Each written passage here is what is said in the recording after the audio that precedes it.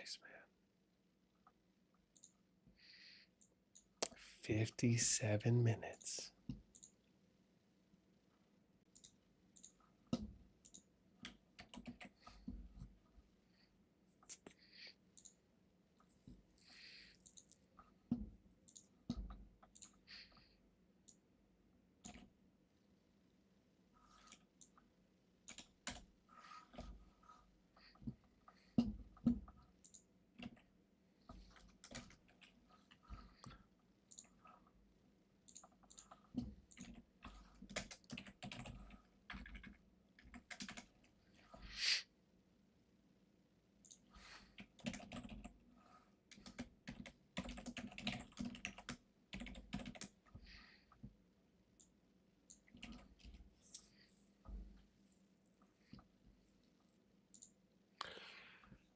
We got it. Welcome, welcome, fam. We got T-minus 57 minutes until registration goes live. We're probably going to be showing you guys off the sheet I started putting together for this second Gen 2 pool. I've already put some stuff, but we'll probably add a little bit more before registration hits. As I think this is going to be the most interesting and arguably probably the most fascinating KvK registration draw in a while. I just think there's a lot of implications, and the fact is that it's kind of up in the air to a large extent on, who's going to go where, and on whether or not the KvK group and the pool itself is going to get completely lopsided and, arguably ruined, or if we're going to end up getting a lot, if not the majority, hopefully going towards one season or another.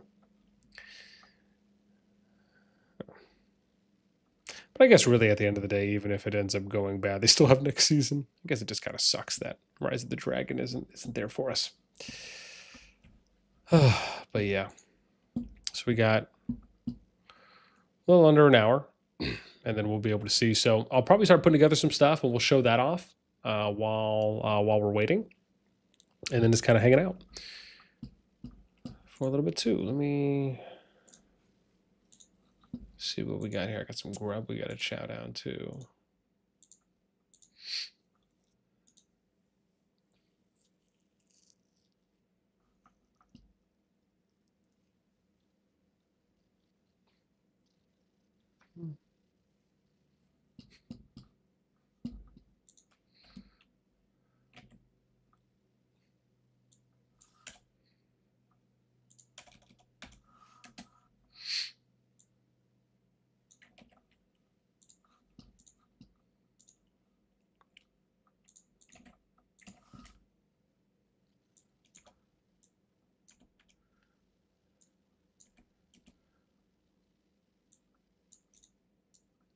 Oh, well, there we go.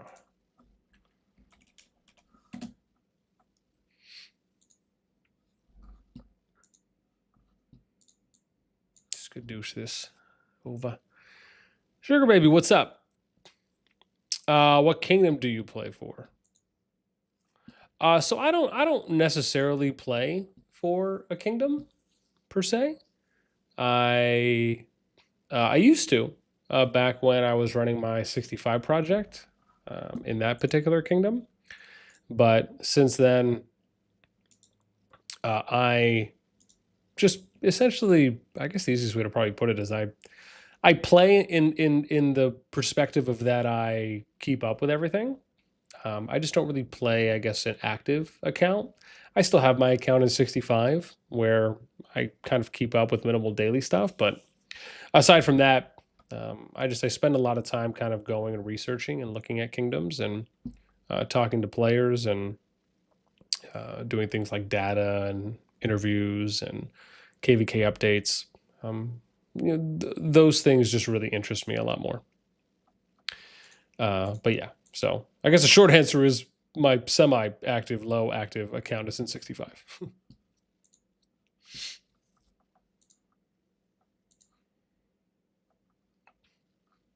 Yeah, I can open up the main on my main too.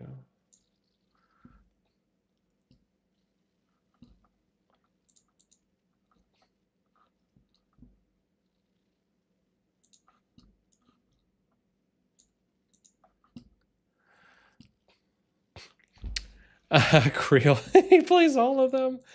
I mean, more or less, yeah. Just on more of a scouting basis, of course. But I guess that could be one way to put it.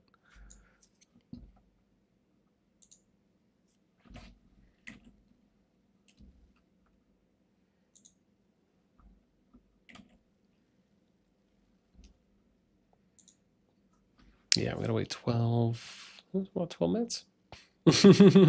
Bruno, what's up, man? Who do you think, or sorry, what do you think people are going to go for?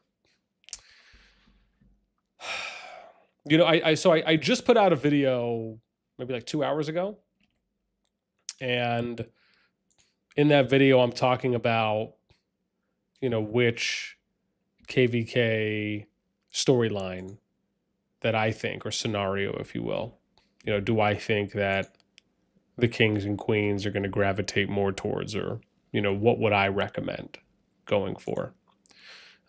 In that video, I showed off a comparison chart that I put together on a spreadsheet, just kind of, you know, covering a little bit more high level overview of the differences between the two scenarios. So if you're looking to kind of just get like, hey, here's a quick little, here's differences, right? Here's some of the main differences between the two KvK scenarios, between Calling of Courage and Winter is Upon Us. You know, there are some distinct ones. I do think there's some that can gravitate more towards what the kings and queens may look for. To be overall, I will say, as I said this near the end of the video, is that I don't think that there's anything overwhelming. Like, I don't think that it's such a clear choice for either of the scenarios, just because each of them have their own kind of like unique pros and cons. And, you know, so I think to me, that's probably the most important, is that it's really identifying what do you value more as a pro, or what do you not want to be a part of as more of a con of that season. For me, though, you know, as I said in the video, I think that it really comes down to, I think, some of the bigger ticket items that you'll get depending on the season you play in. I personally like Winter is Upon Us a little bit more. And I think people, I think this is one of the takeaways, probably something I could have said in the video and I didn't. I just thought about it now, is that when both seasons, when Winter is Upon, because you have to keep in mind, Calling of Courage came out first, and then it was Winter is Upon Us. And so at the time when Calling of Courage initially came out, it was like the hot new thing, right? Like, this is the thing that we want to play. Everyone basically signed up for it. Then once Winter is Upon Us came out, Winter is Upon Us became the new hot shiny thing, and everyone wanted to sign up for Winter is Upon Us. And then eventually you got Rise of the Dragon, right, which came out later. However, that has kind of been the trend, right? Which is, excuse me, what's the newest thing that's out, and let's gravitate towards that. Even when you consider, before Rise of the Dragons released for the new season, most people were playing Winter is Upon Us. And I'm not talking about just the first time around. When the new season, or the next season, came out, the majority of kingdoms had signed up for Winter is Upon Us. And so I think if you consider that, there is a little bit more, I feel, if you're looking at historical trends, there's a little bit more, I think, that leans towards people being more likely to register and sign up for Winter is Upon Us versus Calling of Courage. And again, as I said, I think that there's obviously some meaningful reasons on why you would one or the other. But I think if we look at history, when it was just those two scenarios up, and the fact that, you know, for a couple seasons prior to ROTD coming out, you know, we still ended up seeing that people opted a little bit more, or just more in general for Winners Upon Us versus Calling of Courage. And again, I like Winners Upon Us a little bit more, even though I would probably give it a slight edge. Not to say that I think it's overwhelmingly better, but a lot of it just depends on, what does the king or queen want? Like, do you want to have certain features that you're able to use again from one of the scenarios versus the other? I mean, I think that obviously is going to heavily play a factor. Will the kings or queens take votes, from their players on which one they want to sign up for? Will they just make the decision themselves? Part of me feels as though we're probably going to end up seeing, a decent bit of a waiting game where I very much feel people are going to want to kind of wait things out. You're going to see a situation where you're going to get a number of kingdoms for kings and queens that are going to that are going to register right away. I think that's like just generally, I think generally is just a given. And because of that, maybe you'll see a small burst of kingdoms that will register right away for one or the others. But I think you are going to have a decent portion of kingdoms that are going to kind of do the wait and see approach. They're going to gauge and try to figure out, where is everyone going to go? So I think there's a good chance you're going to see kind of like, let's go with the flow. We might see some kind of current shifts here and there for, just kind of overall, like, what are people going to decide at that point? So yeah, it's like I said, it's I think I think that there's just a large level of uncertainty. That I think is probably the most pressing part, is that that's kind of what it feels like, along with based on what I've heard, at least as it pertains to not only the Kings chat, but just kind of what I generally think about the seasons. But at least when it comes to kind of choosing, I should say, between the two scenarios. Let me see. Yeah. Sugar says, well, at any rate, I appreciate what you do. Really enjoy your content, and thanks for answering. Of course, man. No, more than welcome. So-called somewhat, people would choose more based on long-range warfare versus non-long-range warfare than how many camps. Yeah. And and I think that's another point you have to consider, is that you get to use your season, your season talents versus mastery skills.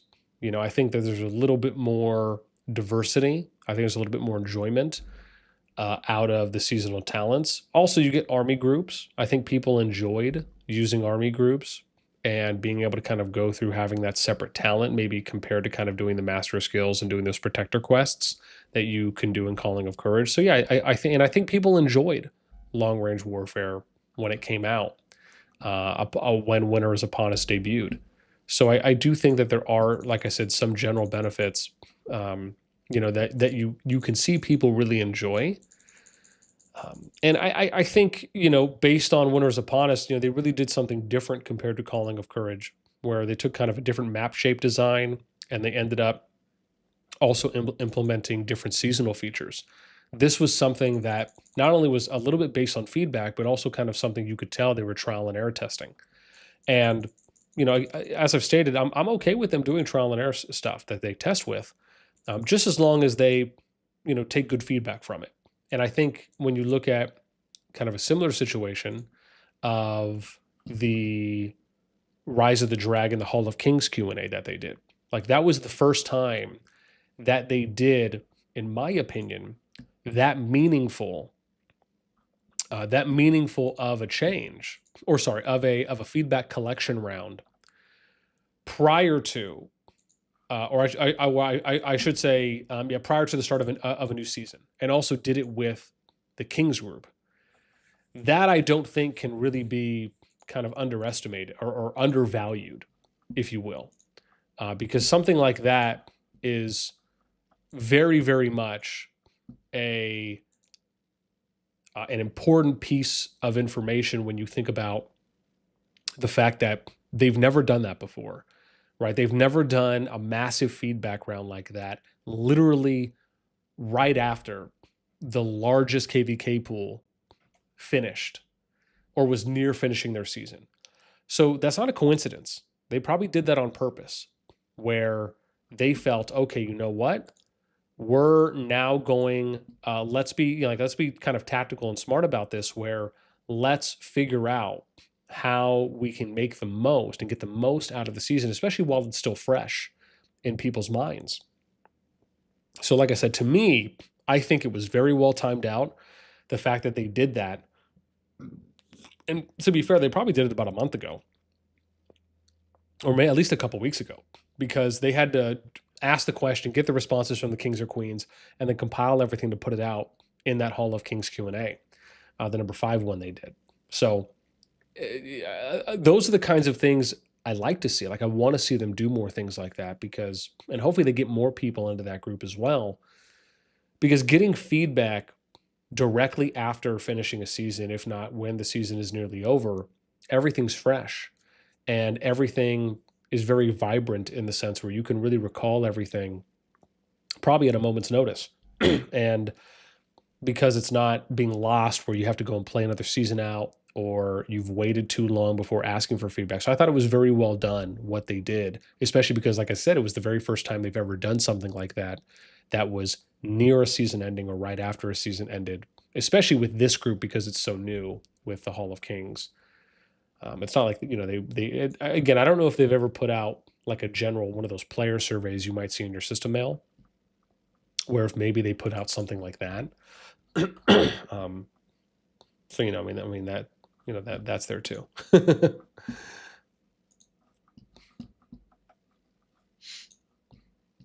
Yeah.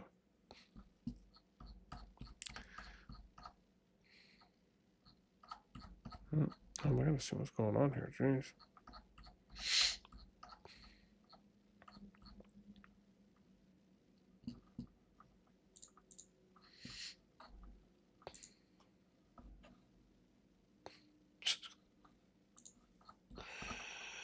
Guys are dicks. Oh, oh wow! It must have changed the moment it started. Huh? Yeah, probably. Just thinking about that now.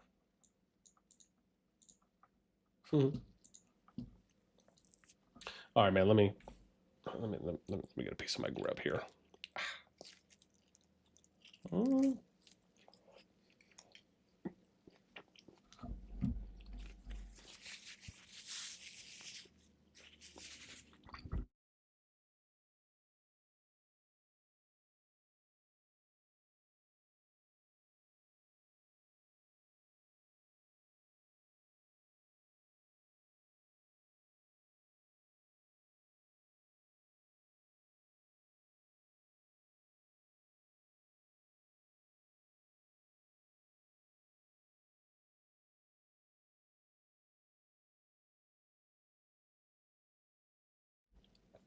Boy.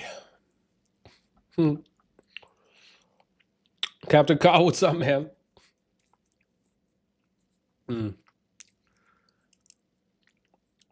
Sugar Baby says, ice is long range warfare for matchmaking, or is it fire? It's the ice one. So it's Winter is Upon Us is the one specifically for that.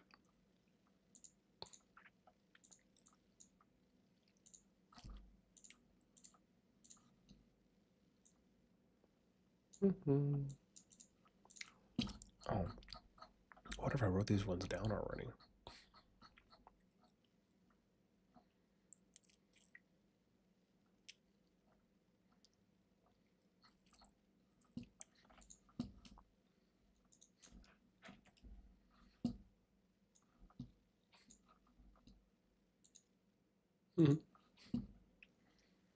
Yeah.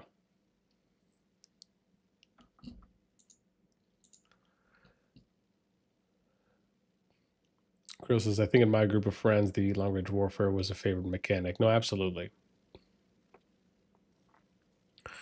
Cooler says, man, mastery skills are better than long range warfare. Not even close.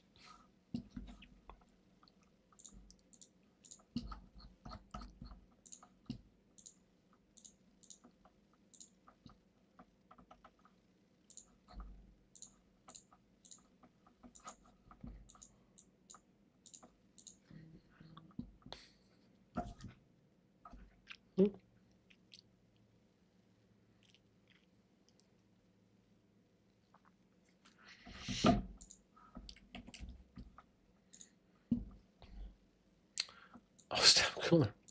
How's those cows? My boy. Dude's balling with some. And army groups slap. They are very fun. Yeah, you know, I think generally like I said, the feedback I've typically seen and have heard from people that are running army groups is that, or at least when the army groups were introduced, is that people did enjoy them. And I think they just liked it because it was something different that allowed for them just to kind of expand and just kind of do something different on the field with their troop usage. And I guess control as well.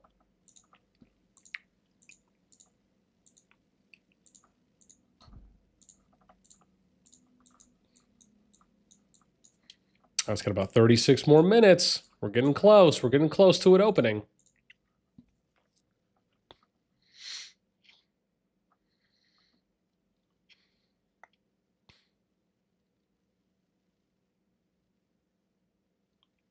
Mm-hmm.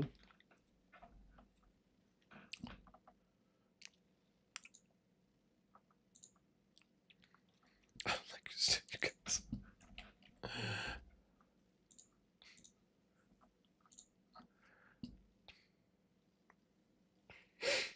Mm-hmm. This is people won't enjoy army groups when Nea is going to run around. Man, I'll be honest. That's actually, it's funny you say that. That's one of the things that I'm really looking forward to. Not only watching, but just being able to, I guess, just see how the usage plays out for that. I personally, I think watching that on stream and seeing people use Nea just seems so exciting to me, especially if that was something that was available last season when I was watching a lot of Cav play. We were live streaming a bunch of the KvK Zone Wars. Again, maybe it'll be super OP, maybe it won't. But I do think just kind of adding in a different element into the game, even if it's just something, like I said, that they're just kind of going through a little trial and error test phase with. You know, totally fine with that. I'm just excited to see how it's going to play out. You know, once, I mean, just imagine you're running all that Cav, and you go in Viz right after the zone opens, right after the pass opens. That to me, I think is exhilarating when you think about, okay, well, the pass just opened, right? They got this invisible Cav, they're running through it, and then you just have invisible Cav that's just moving around the map, and just, you know, just for that first engagement, it's just, you know, when you think about the fact that now they can, now things like positioning, you know, will play such a bigger factor into, you know, not just running invis Cav, but kind of picking and choosing your moments to engage and to attack in, right? Really allowing for you to kind of set yourself up. Now, whether that's with the invis Cav leading the charge, or if that's the invis Cav assisting and supporting your main army, or even supporting your allies' army. I mean, there's so much flexibility with what the invis Cav can do, that I think that to me really excites the idea of having kind of an expanded PvP arsenal that you can just do more with. We get to see more as the viewer, as the spectator. That to me is exciting.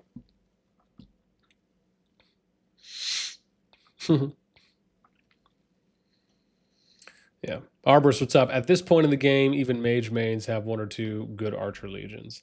Yeah, I could see that, especially if people, because I mean, even amongst the free to play, to that point, Arborist, even a lot of free to play, in most cases, we're usually unlocking mages and then archers secondary. Sometimes they would do infantry or cav, but most of the time it was usually mages and then archers, and that was pretty standard and pretty typical for a while.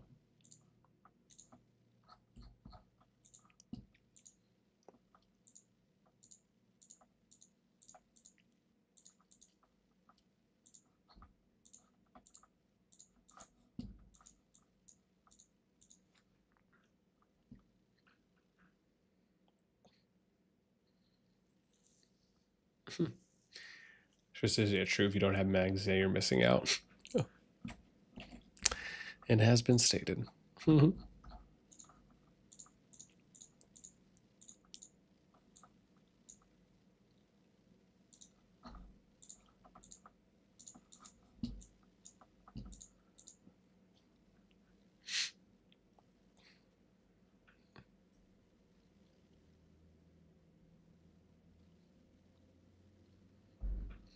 Cooler says, I don't enjoy army groups. Makes me feel a responsibility because I control legions that are not mine. Yeah, it's very, very chivalrous, very responsible of you, or having a level of accountability. Though I have to imagine that if you're already engaging in that, then those people themselves probably don't mind because you're already in that situation of using.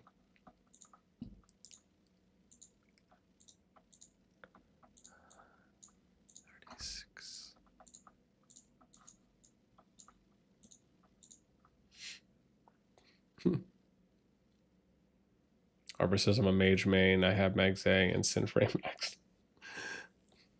There you go. Sold. Point sold.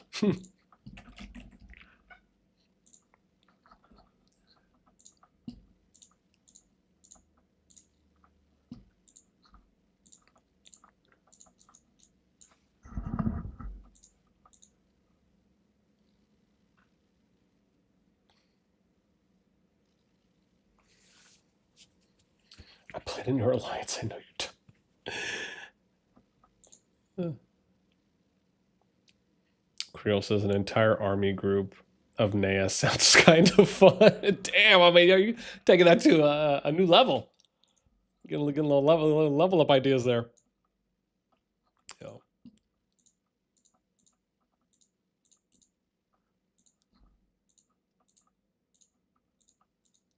That's funny. Cooler than we see actual artillery legions. Yeah, it's funny. The one thing it's funny when you mention the artillery part is one of the things that I almost would love for them to test out, like just to see how it would play out. Is I'd love for them to do something where they increase range distance if you're standing on a ridge, right? Or you're standing on a hill where you get like just a very small, maybe it's like 5% or something to that effect of a range increase. So like if you're using a ranged unit, right? If it's archers, mages, etc., and you're on a plateau, you're on a second level, you're at the top of a ramp, you're on one of those like mini hills that they just have floating around, and you go up there with your unit, you get a little bit of increased range. That actually, to me, would be really cool if they added something like that in.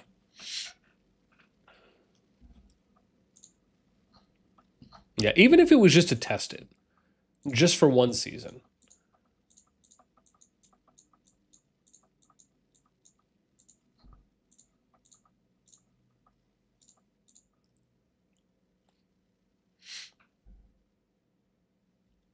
Thanks, terrible memory. Arbor says either way, any season would be fine for me as long as I get to fight. Yeah, I mean, I feel like that's probably the end goal there at that point, right? Is just how do we get a situation where we're going to be able to get the most amount of PvP out of the season as possible, which is funny enough, that was kind of my primary focus when I was covering the situation last season, right, where people were trying to kind of figure out where they wanted to go. And I'm talking last season during the registration period, right, where you had a number of people that were in Gen 1 that skipped to leave Gen 1 and ended up going right into Gen 2. That, in and of itself, I felt was such a massive move that really allowed for people to kind of get to the point that we're at now, which is the situation we have is where you had a number of kingdoms that skipped and left out of G1 so they could get to the G2 pool simply just because, one, it was bigger, and they knew that if they joined a larger pool, they were going to be able to have a higher percentage chance of having more balanced and more fair matchups. And to be fair, that's exactly what they got. I mean, the proof is kind of there in the pudding, right? It's kind of a tried and true method, and understanding that you're going to be able to get that and kind of reach that accomplishment. So, yeah, hopefully we get more of that. I mean, what's wild is that this particular group, and I'll show you guys some of the numbers here in a little bit as well, because I kind of already have been putting together some stuff.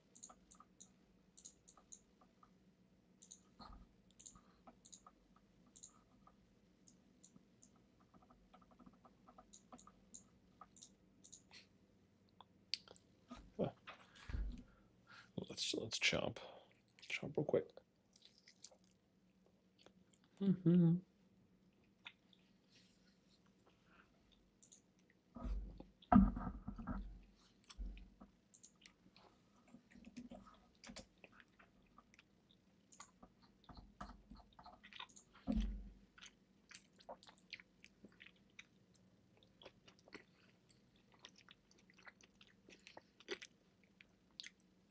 Mm-hmm.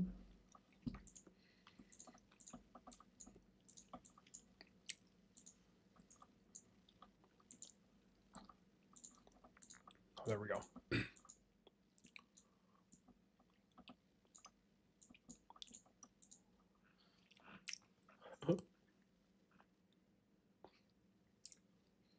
Yeah.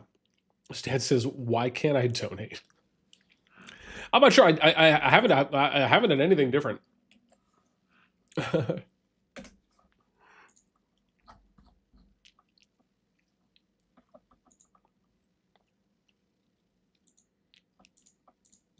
Mm-hmm. Oops. 489.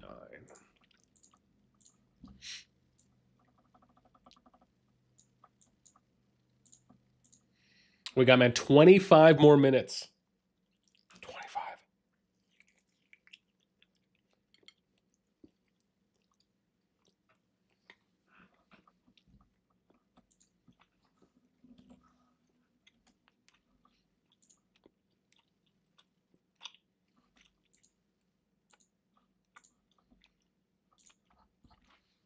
Mm-hmm.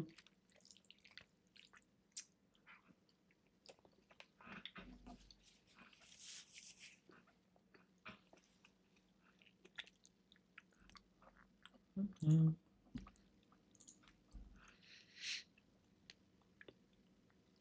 Doesn't like you, Stan. Oh, Stan said it was his VPN.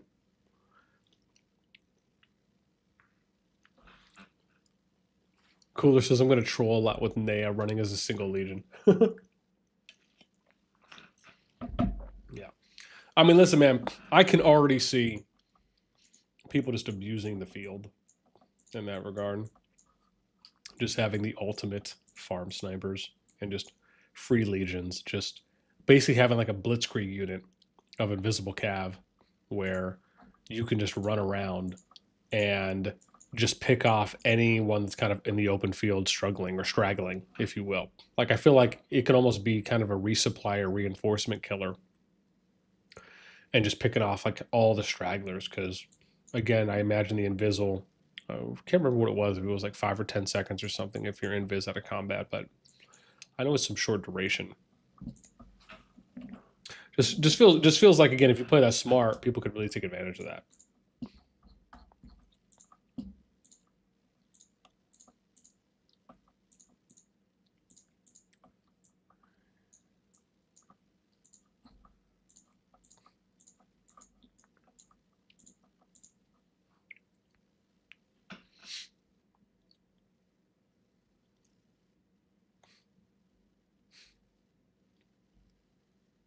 No.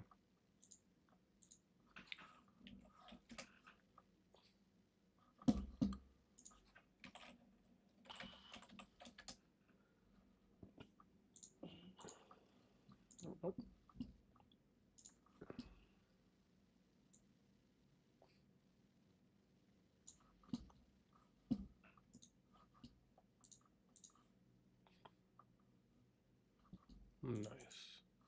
Oh, you know what I need to start doing here in a sec? Okay. Okay. We'll chill for a little bit. I just finished doing some stuff, and then I'll start plugging away some info on all the pools because we got 21 minutes until registration opens. There's a couple things I want to put together real quick before, but we got chow.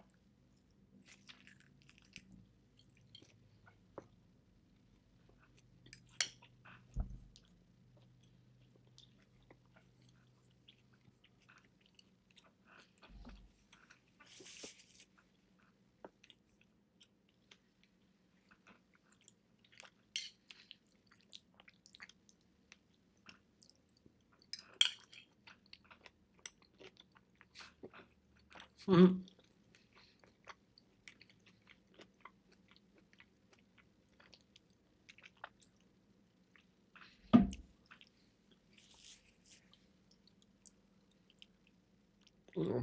Human, what's up? I said, what are you eating?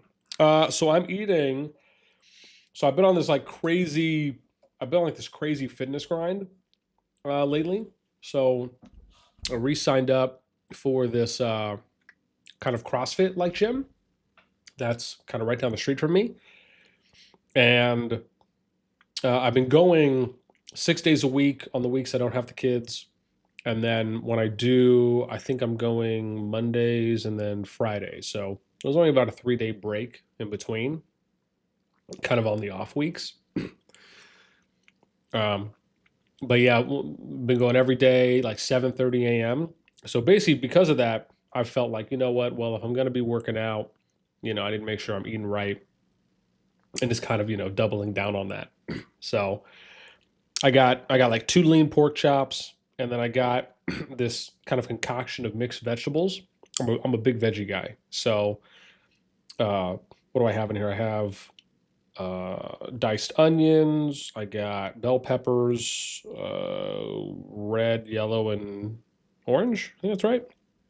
I got Brussels sprouts, broccoli, and I think that's it. I think that's it. Can't think, but yeah, man. Like I love just doing a nice mixed veggie platter. And then what I did actually with this is so I've been trying to get into like non-fat Greek yogurt too. So what I do, and some people might think this is weird. I completely understand if so, but what I do is I'll do my mixed veggies. I'll warm it up, and then I'll do like 4 or 5 like tablespoons, like big tablespoons of non-fat Greek yogurt, and I'll put it on top, and then I'll just like mix it in. So it's kind of like a dirty mix, if you will. And then I just kind of eat it like that. So that way, I can kind of get some.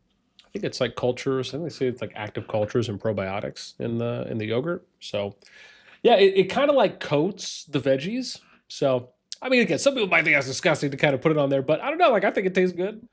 So yeah, basically, I've been on this kind of just health grind lately. Like I said, just working out, eating better, and I'll tell you right now, man, getting more sleep. I feel like I'm more alert. It's just like a great way to start the day. And especially because I'm usually going around 7:30 in the morning to go work out.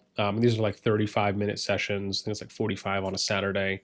And it's just nonstop. It's like you start, it's just all stations. They work different muscle groups each day. They kind of have like a weekly plan for you.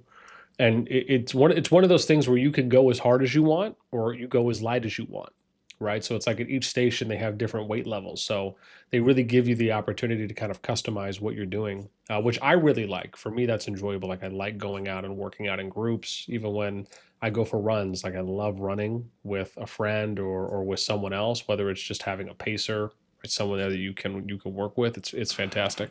So, but yeah. Anyways, that kind of turned into a long fitness health life update rant. But yeah, the short version is yeah, that's what I got tonight. So yeah, but it's just like a lot of healthy meats and stuff. So like I had some salmon yesterday, but I usually rotate. It's like salmon, chicken, steak, pork chops. I kind of rotate just so I get something different each time. But it's always veggies, sometimes an avocado, sometimes a pickle. Sometimes I'll do a small scoop of rice, but I am, and I don't know. I've lost a decent amount of weight and putting on some muscle, so it feels good. Trying to get that summer bod, if you will. So more like the non-dad bod is probably the best way to put it. But yeah, Matt, 17, 16 minutes. 16 minutes, man, and we're going to be seeing, and hopefully I can get some updates in here too.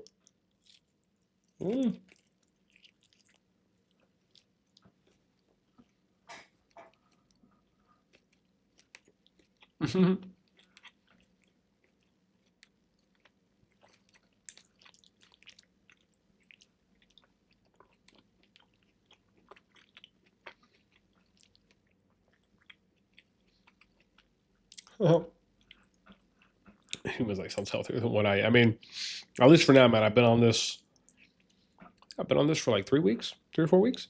No, that's the thing, man. Once you get over the hump, everything becomes easier. You get a couple days in, you get to a week. It's all kind of routine.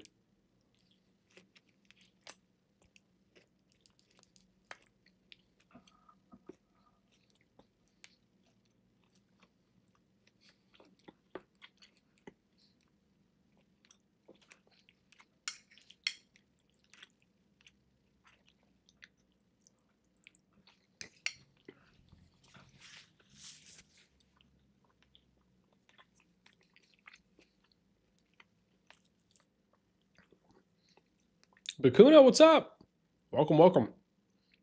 Masaha, what's up? Welcome. That's right. Bakuna says, what are you waiting for? So we're waiting for registration to open. We got 15 minutes. Once registration opens, we will start going through the kingdoms. But this time around, the last time I did it, we kind of did it the grindy, aggressive way. This time, we're going to be a little bit more methodical, at least initially, with how we go through. So we can start seeing who's registering for what and kind of start putting some tally numbers together.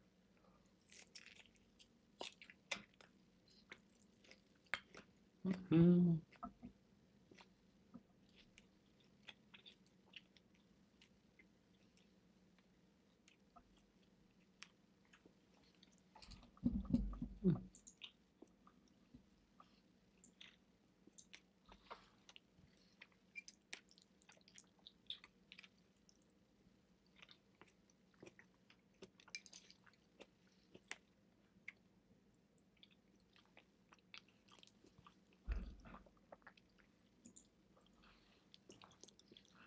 Human says, I feel like people won't register until like the last day. At least that's what my old server did. Yeah. I mean, listen, man, it's funny you say that because I've already heard that from, I think, 2 kings so far that told me that, yeah, they're not going to register right away. They're going to wait. Keep in mind, you can unregister, right? So even if you register, you can unregister and go register for a different one. We saw that happen in the last KvK. I had one king that reached out and asked me about that. Or not asked me, but I said that to them. They said, oh, really? Because they didn't know. Usually when they register, it's just, okay, we're registered, we're good to go. They've never tried to unregister. So I told them, I was like, yeah, the last G2 pool, the last season for Rise of the Dragon, where you had all these kingdoms from Gen 2 coming out of, a number of them, some of them, a very low amount, like a handful, they unregistered or re-registered for other KvK scenarios. So, but it is funny because, yes, some of them did say that they're going to wait. Like, they just want to kind of see what happens, right?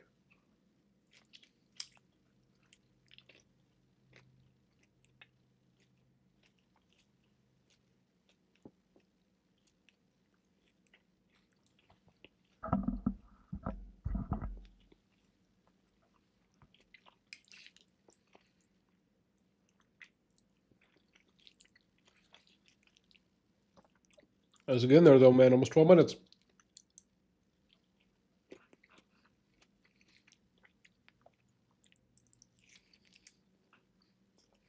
Mm-hmm.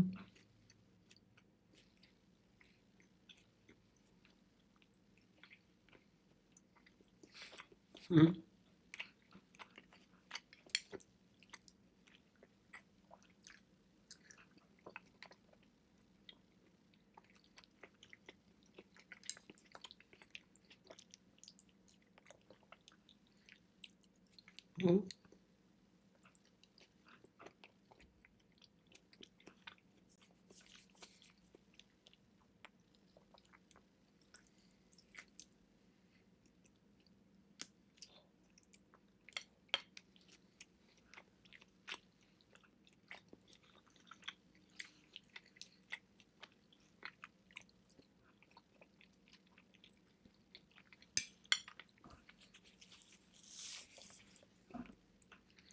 Chat, what's up? Clint, what's up?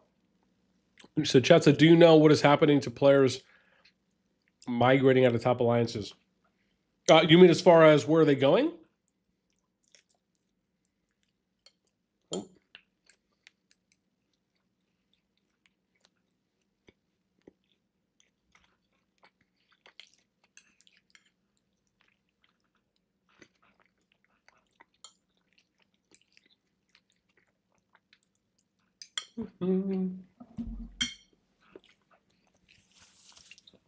Okay. That's good enough. That'll hold me over.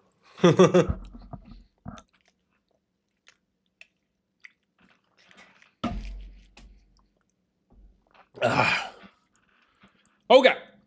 Let's put together some stuff. So I'm going to show you, for those of you here hanging out with me, I'm going to show you some stuff that I've already started putting together for this group at the moment. So you guys will get a little bit of a first look here. So, so this is what I'm going to start putting together while we wait. So this group, and again, I'll probably do a separate video on this where we kind of touch on some of the differences for registration, but at the moment, there's 255 kingdoms that are in this pool. Now, obviously, we still have to figure out how many kings or queens there are, because the last time, this is the SOS 7, so this is the G2 pool that started Rise of the Dragon. So in this one, there was, oh gosh, I don't even know how many kings. Let me double check here. It was like 90 or something. I thought I wrote this down somewhere. Here, we can figure this out real quick. There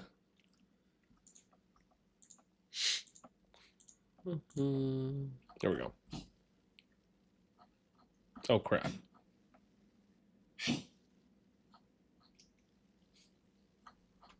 Hang on.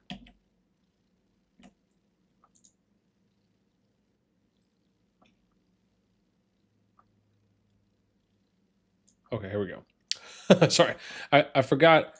I can't do it based on the rank. I don't want that number to move. So I'm going to see if it'll let me do it like this. And then we'll go king. Oh, maybe it won't because there's no... Oh, it's okay. I can do it based on alliances. Because I think all the alliances lead up to... Yeah, we'll do it like that. There we go. So we just got to scroll down now for alliances. So it was 100, was it 193?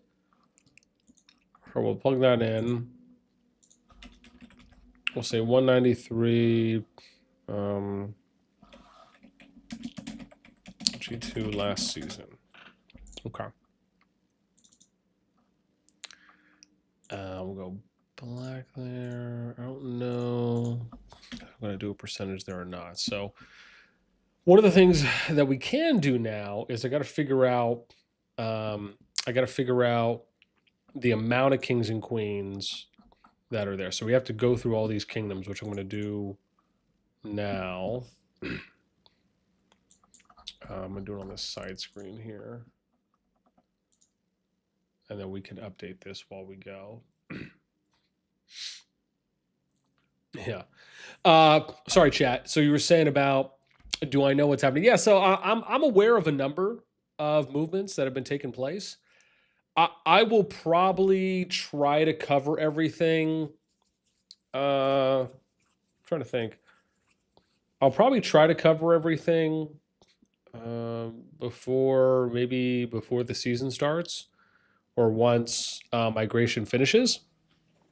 That might be a little bit easier for me.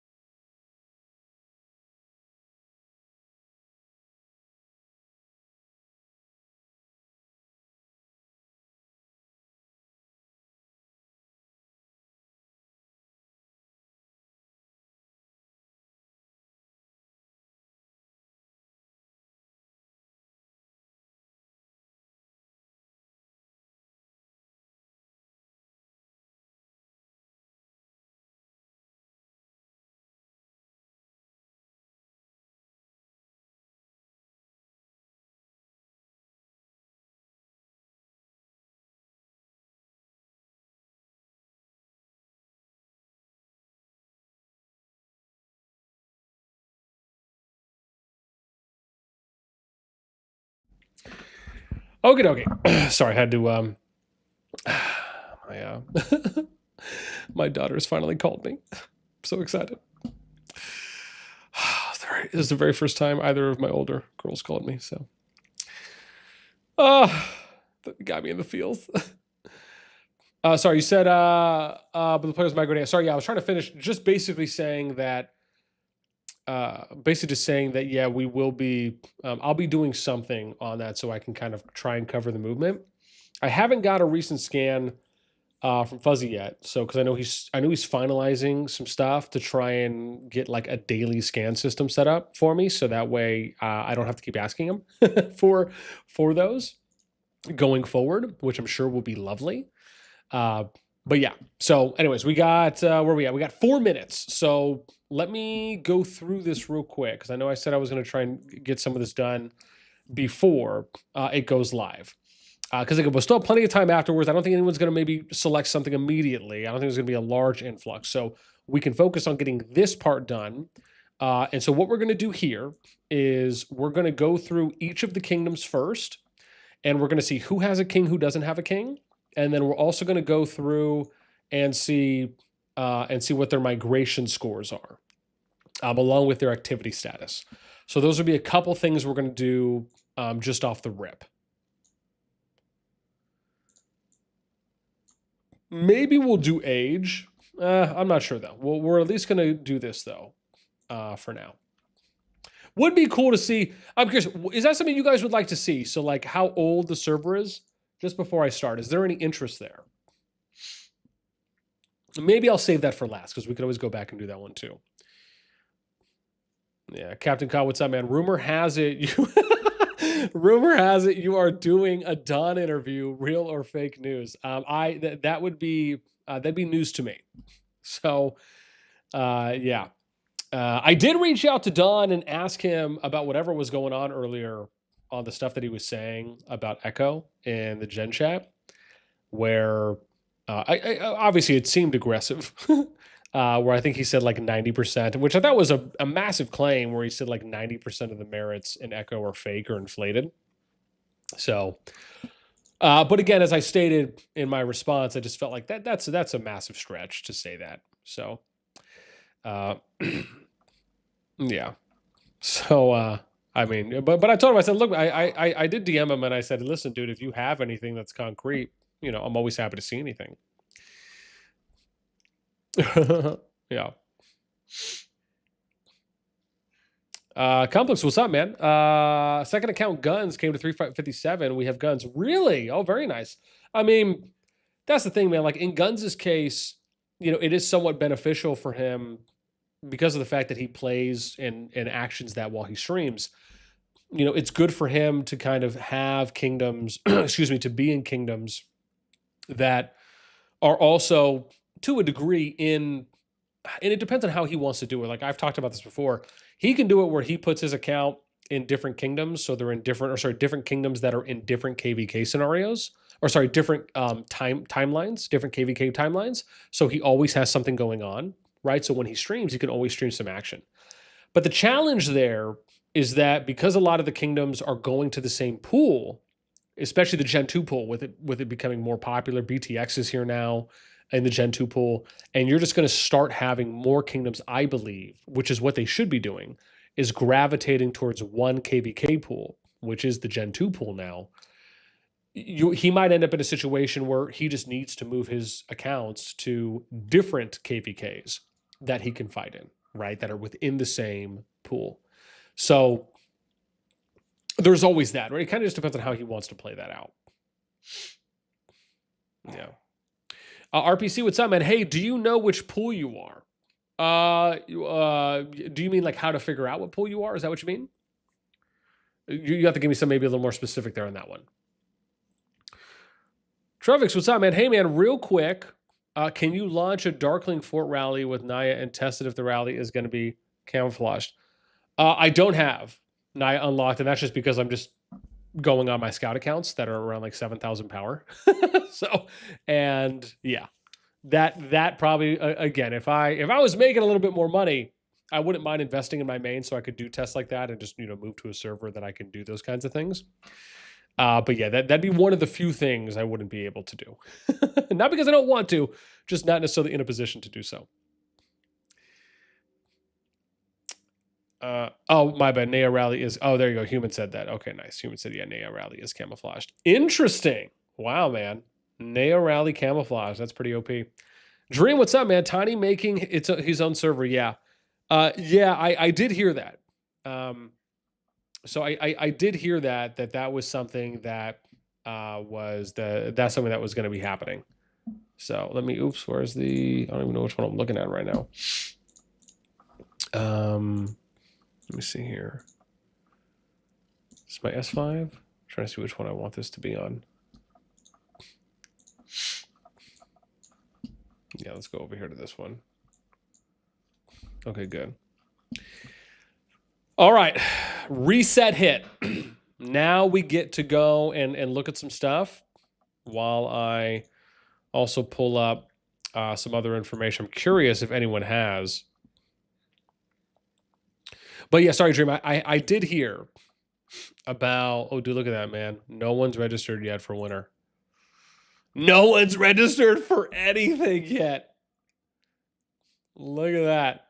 Nada. Okay. Which is fine for us, right? Because that lets us go and pull. So what we'll do, and it's probably a little early too as well. So that way, because again, we still need to go and look through some of these kingdoms to pull some stuff. So I'm sure if we give it a little bit of time, we'll come back and check in a few. I bet you people are going to be registered. And then we're going to start going through the kingdoms too as well to figure out who has registered. So that's something that we'll do too as well here.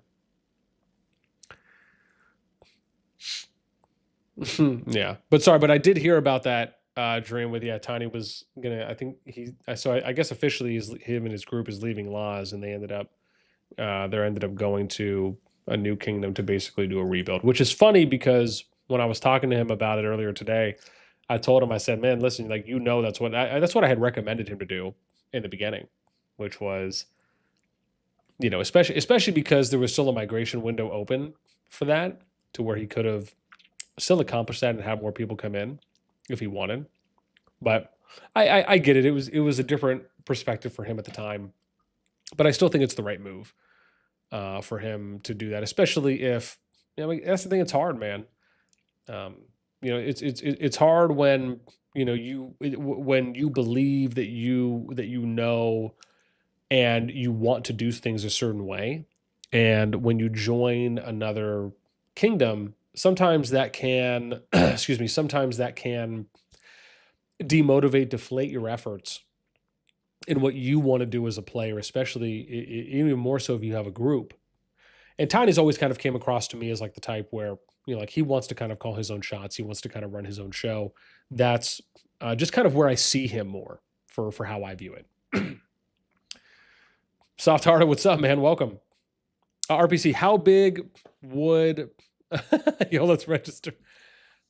There we go, man. We got the first one. Look at that.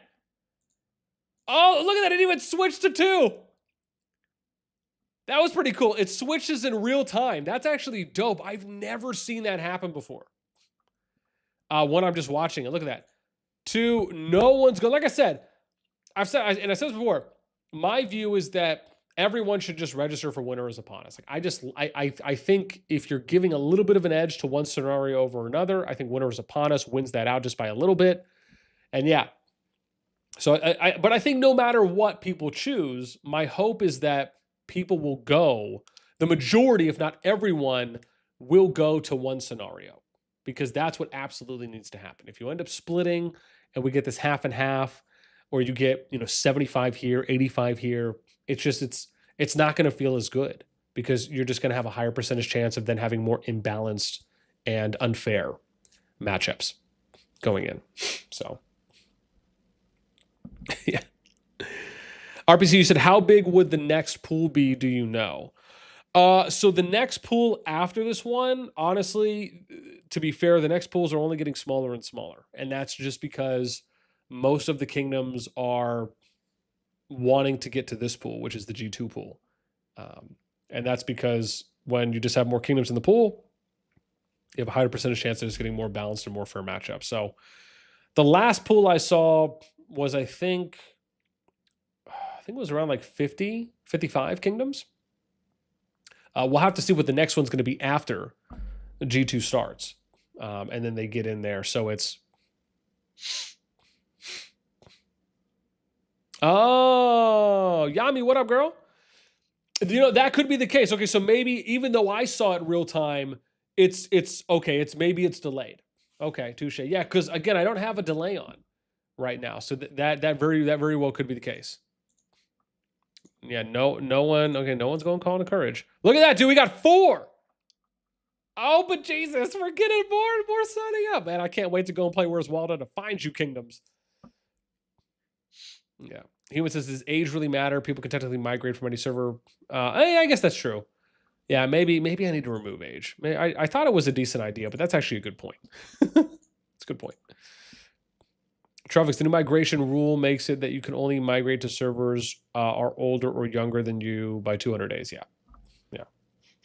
And obviously you have to be same season as well. So, but I think that's only if you're going older, or sorry, only if you're going to a younger kingdom. No, sorry. That's the way it was before. Yeah, I think they did. Well, no, because I think that if you're in Season Strife and you want to go to I think you still can go to an older. I think it's only 200 days. I don't know why. I don't know why it would apply for older, because that doesn't make any sense. It would really only make sense if you're going to a younger one where you're stronger at that point. No. Chris, what's up, man? How you been? Been good, man. I was telling Chad a little earlier, man. Just been eating good, working out every day, getting my CrossFit life back in shape, back in style, and playing a lot of COD. Or sorry, I should say, researching and studying and educating myself, investing, if you will. But yeah, man, it's been good. Hope you've been well too. Clary, what's up? Can you track registered scenarios? Clary, do you mean tracking the kingdoms that registered for a particular scenario? Is that what you mean? Like tracking which kingdoms registered? Is that what you mean? Rice Pie, what's up? Some Laws people joined 359. Really? Okay, I did not know this. Stay calm and aggressive. Yo, let's register, guys. Yeah. Time and Pride, what's up, man? 60 GT, okay, in the house.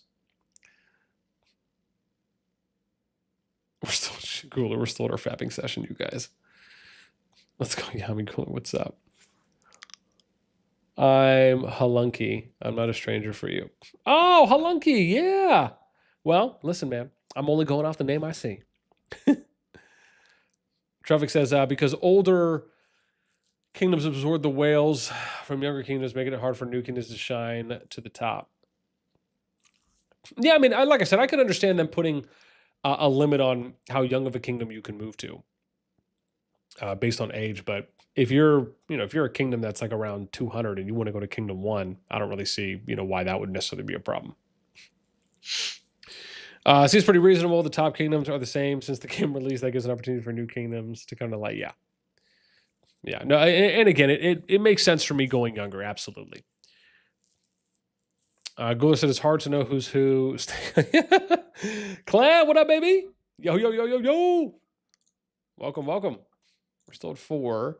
Okay, so I'm caught up on chat. I need to go and plug some stuff away. So let's come back here, and then we'll come back and we'll check as well in a moment. All right, so let's get some of the stuff done that we need to on the sheet. So we need to go and see who's king. So we're going to do king status migration, right? We're going to jam this out in one go. So do king status. We'll do normal migration. We'll do 868. Maybe I'll just do 4,000. Keep it simple, right? All right, 246. King. We'll do normal. 439. I wonder if all of these are 4,000 if I have to do... Yeah, because they're all season strife, so I don't need to do the... Yeah, right, they're all out of 4,000. So let's just do 868, 439. There we go. That'll make maybe more sense. Okay. Yeah, let's do that. So we'll do normal. This is going to be 130. Again, we'll have to update this as well. These migration's still open, right, for up to another 3 days. So we'll have to make some adjustments here and there. But at least for now, we can go through these. 231. Okay, because the other thing is that if we know how many kings there are, the benefit there is that we'll also be able to see how many kingdoms are eligible, right, or would be eligible to register versus the ones that are not. And then they'll just kind of get auto-placed if they've skipped 3 or more times already. So let's go active 2120. Maybe we should do numbers. There we go. Cool. Let's go to 16. King. Ooh, rough life, dude. I should also be doing the alliance there, huh? That would probably help. Yeah. I probably won't write down the king, but I probably at least need to write down the alliance, huh? Now that I'm thinking about it. VBF. Yeah, too bad it didn't show you a little bit more data on the preview screen. That'd be dope. And then 11. Oh, that's X. That's exile, I think. They're in 19. 16, we'll do active.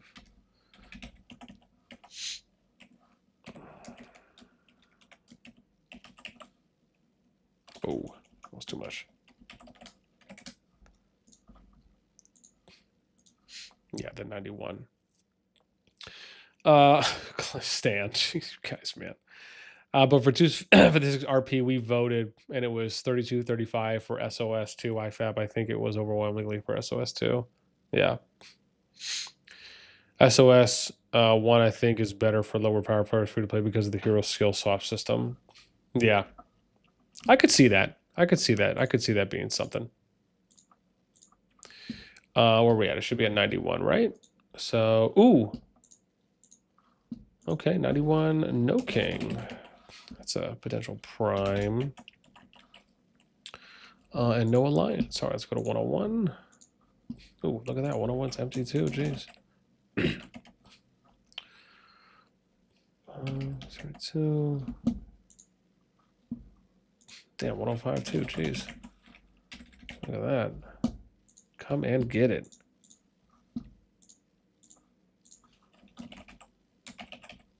Oops. Active.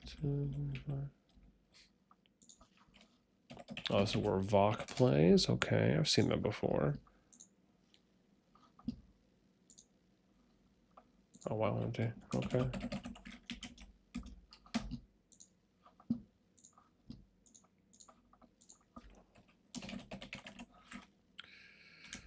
Right.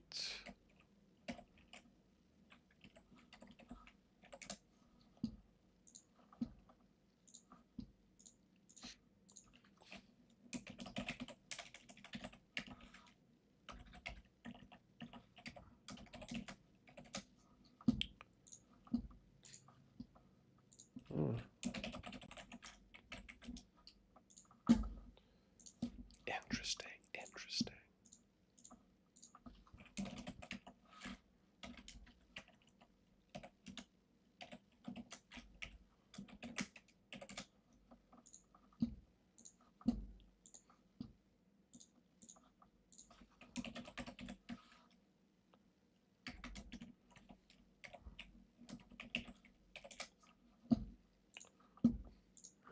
$308. Yeah, they do too.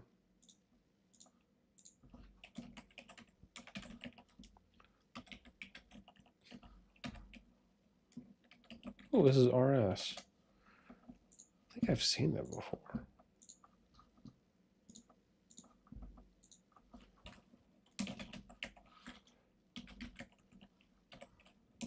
Kent. Yeah, let's see. 322.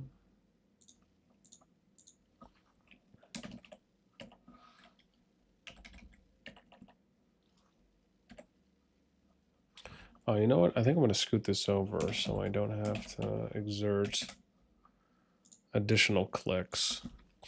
There we go. So we're 329 now.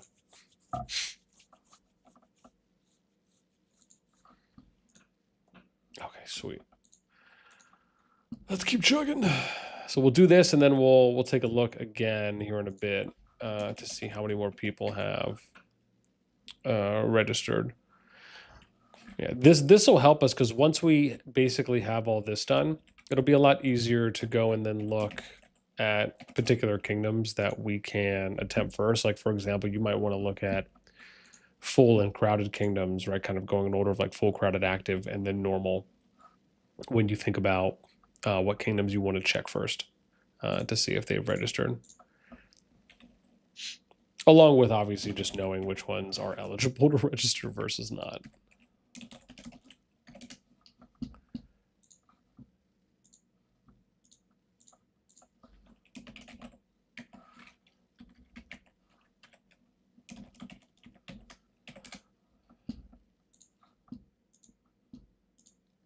Yeah, see if we can get a nice little pace going on here.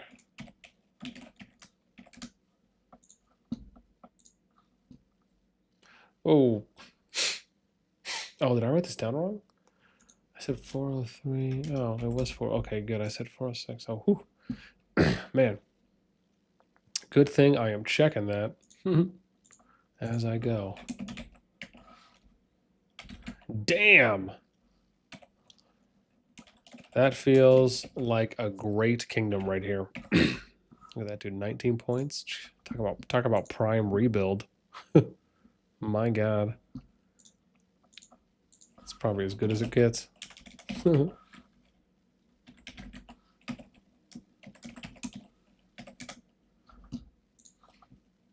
look at that, dude. 99 is full Aroni. Oh, that's BTX's kingdom. We'll see. There you go. How do I write that for... Special migration. It just doesn't say.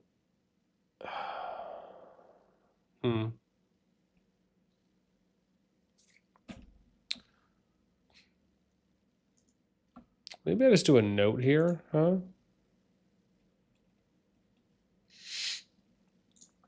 Or I could do SM for special migration, and then we'll just do 74. Maybe that's okay, right? Something like that.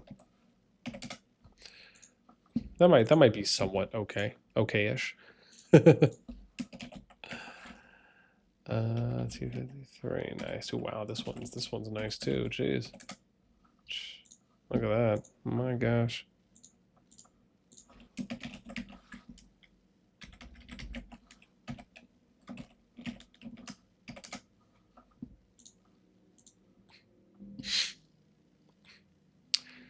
Stan says 85. Whoop whoop. But I was wondering what status normal means. So the normal status essentially is referred to your migration status. So how active is your kingdom? With normal or green color being the lowest, meaning that, in other words, also meaning that you could bring in the most amount of new players that are into your kingdom.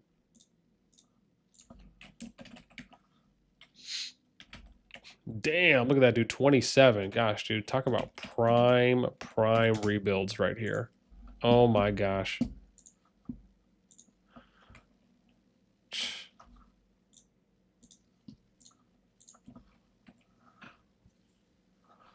Normal, maybe I should just do king. Or right king instead of doing the block thing.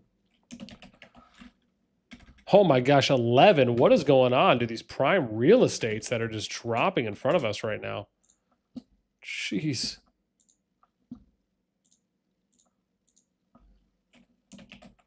Oh my gosh, 92. Look at this, man. Jeez. I should be a real estate agent.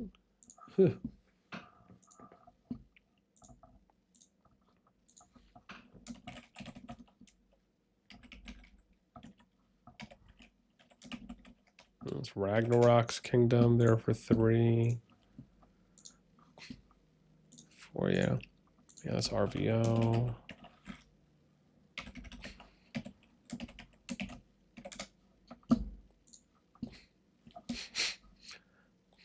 Look at that, man. The war. Back down to active. What if they're going to try and bring in some more peeps? What if they're going to try and bring in some more peeps this season? 5.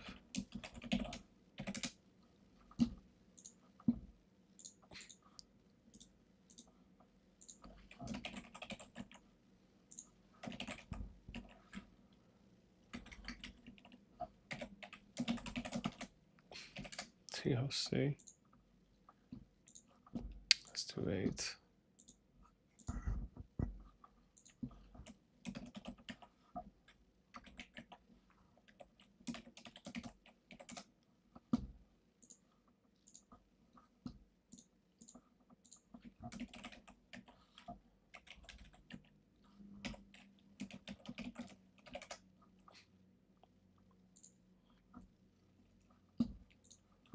Let's do 13. Yeah, they do.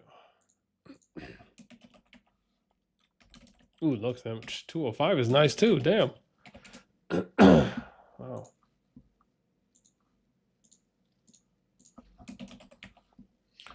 I mean, 267 ain't bad. Ooh. Sorry. No one there.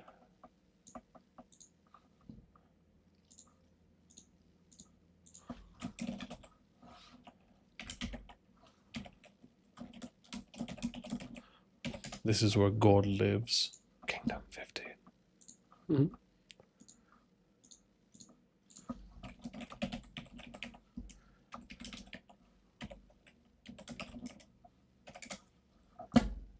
At 18. Yeah, my bad. Let me come back now.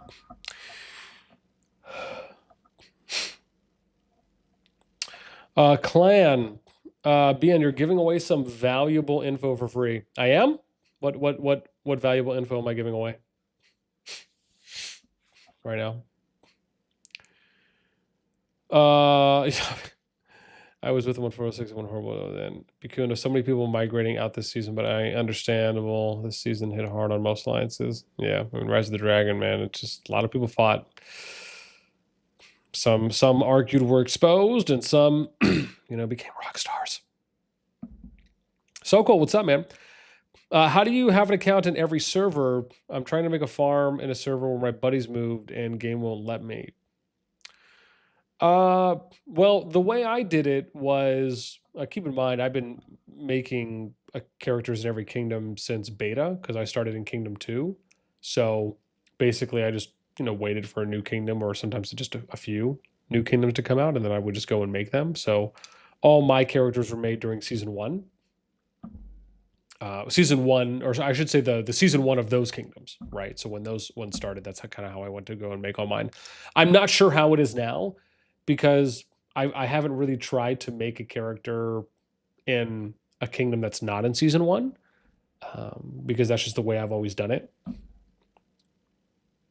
So as far as why it's not letting you, I'm not sure, right? Because I haven't tried that. I would recommend asking support.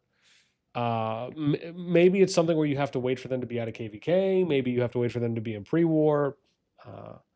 Maybe they've disabled it, because once upon a time they did disable it before, right? Where you couldn't make a character in a kingdom that was in Season 2 and beyond. You could only make a new character that was in Season 1. But I know at some point in time, they did change that. But I don't know if they've reverted that exactly kind of what it is now. So, there we go. So there we go. Captain said you can't make an account in a server that's in KvK. Okay, yeah. So there you go. So you probably just have to wait for it to for that kingdom to get to pre-war. So basically, once it finishes, then you should be good. Tenzi, what's up? Missing two effing 0-star talent skills to add to attempt my 4 2-star talent withdraw, which would then give me a 3-star talent. Okay. This season was, Yami says this season was so terrible. The map too big, the layout bad, the shortened time plus too big map. I mean, we had to rush and put stress on all. Yeah. I mean, I do think they addressed a lot of good stuff in that Hall of Kings Q&A number 5, and hopefully, we'll see some of those improvements going forward, which is really the best time to obviously give that feedback to as well once the season pretty much nearly ends, if not once it finishes. Yeah. All right, let's continue chugging away, and then we're going to go back and see how many kingdoms have registered for which scenarios, and then we'll start hunting down those kingdoms to see who has registered thus far for which scenarios. So lots of stuff. Let's put that work in. 263. Someone will have to remind me, does the green numbers on migration mean that players have migrated there this current season? So like the black number is where they ended up, and the green number is like if anyone's gone there yet. I think that's how it is. More like that's my best guess. From what I remember, because again, the only time I usually check it is near the end of the season, so it's about 2 months in between. Excuse me, for me to check those. But I think that's how it is. BD20. 21. Oh, I'm just thinking about. Did you mean the valuable information on the rebuild dead kingdoms? Is that what you meant for whoever was saying that? Oh, dude, here's another good one, man. Look at this. Kingdom 21. Oh my God. Talk about prime time.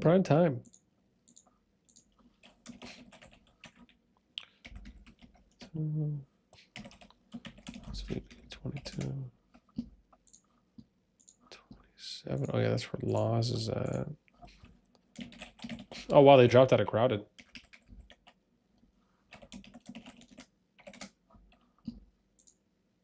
This should be 28, yep.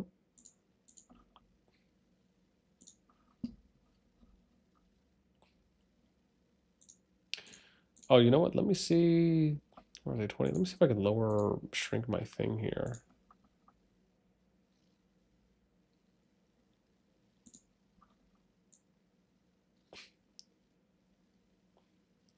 All right, there we go. Cool. So I was able to shrink my client so I could still see chat. I can see chat a little better now. So hopefully that'll be all right now. So I don't have to keep clicking off. Where was I? 28.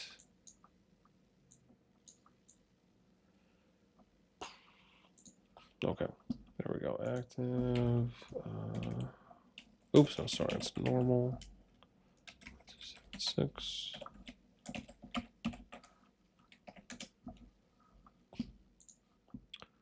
Ooh, Kingdom 30. Look at this, man. Our second crowded. Geez, 3959. Oh my gosh. Oh, that's NA. Oh, and they just had someone migrate there. Wow. Yo, it's POTC. Oh my gosh, 3, 4, 4, 5. Let's see where we're at here. Kingdom 32. Oh, that's Jen. Okay, very nice, very nice, very nice. 7. Yeah, right. Yeah. Cadden, what's up, man? Welcome. Thanks for doing this, brother. Man, more than welcome. This is the kind of stuff I love doing. Bakuno, what's up? 3959. Yeah, right. Avik S226 calling courage. Really? Somebody signed up for calling courage. Shocking. Well, I should say, well, I don't know if I should say shocking. I should say I could see that happen. Because like I said, man, some people may not just be overwhelmingly sold on one or the other. So even though I like Winter is Upon Us a little bit more, you know, doesn't mean that everyone you know, shares an opinion on, you know, one over another, at least at this point.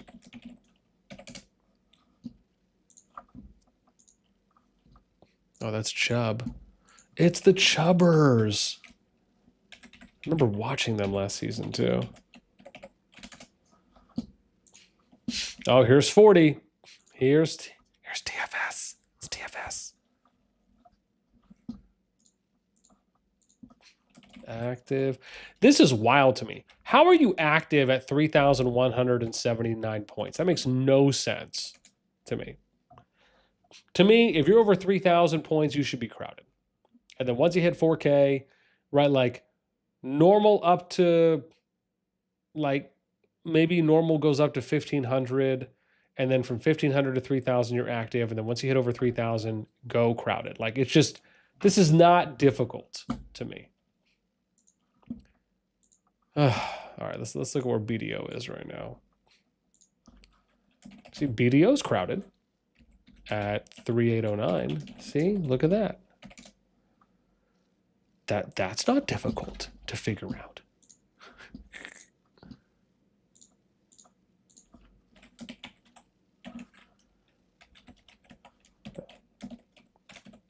Oops.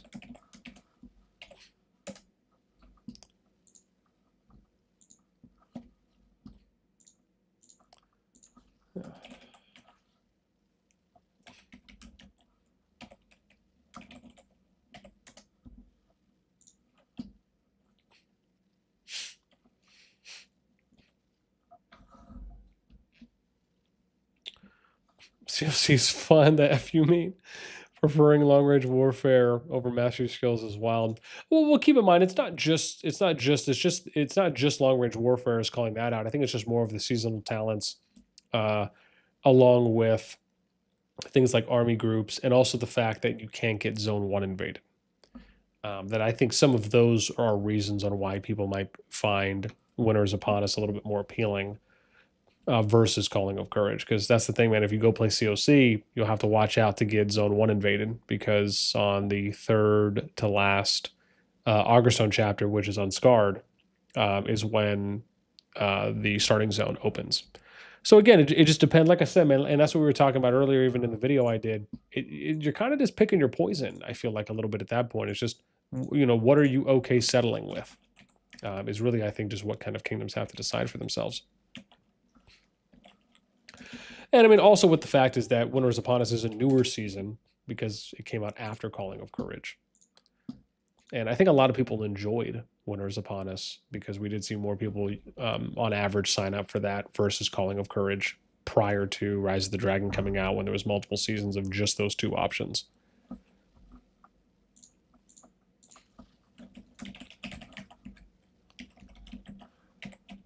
Yeah, my boy Snowman, the free-to-play king in 47.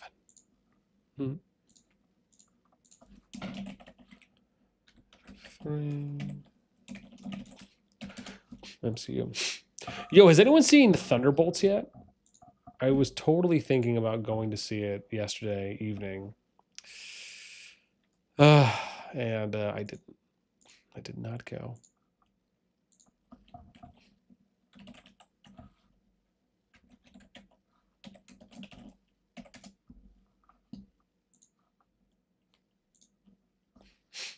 Yeah. Oops. No, someone's already king here. Frost Dragon frame is cringe to even consider it against mastery skills. Yeah. I was good with either. I made public polls for Alliance, let them pick, but I kind of want to hope for the frame. Yeah, well. Heard it's good. Go see it. I'm gonna go see it Sunday. Yeah, man. I saw it got great ratings. It got, it was like 90% on Rotten Tomatoes and like a 7.4, 7.5 on IMDb when I last checked. So, I mean, it looks like it's at least being received well. So, which kind of makes me want to go see it. So, but if I can't get to it this week, maybe next. Oops, why am I going back down? 55. Let's go normal.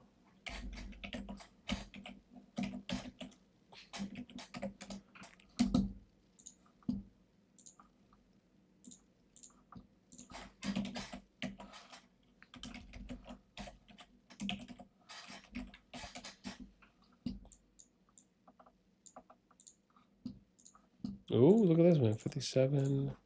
This is our third crowded kingdom. Which just makes sense. It's NF 57 there. So 50, that should be dusk. Yeah.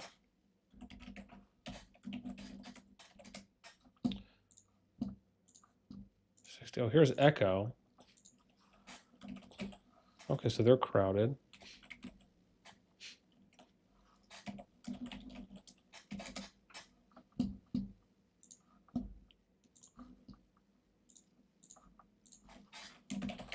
All right, I think we got a good pace going on now.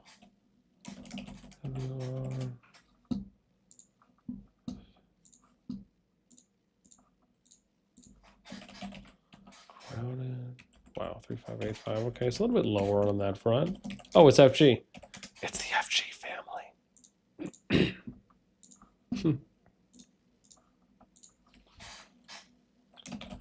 Normal. Full. NCS, nice. Yeah. Gabby said you should have rigged the poll. Yeah, me and Bender should have bribed you. Jeez. Yeah. Cedo, what's up?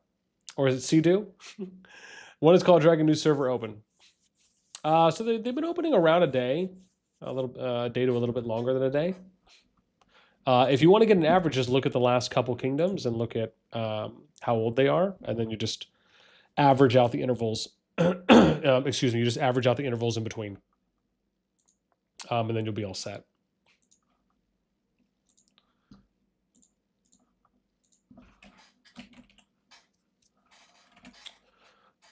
Ooh, look at that, man. Some people have migrated to 67. Okay, all right, AXT. We see you. We see you.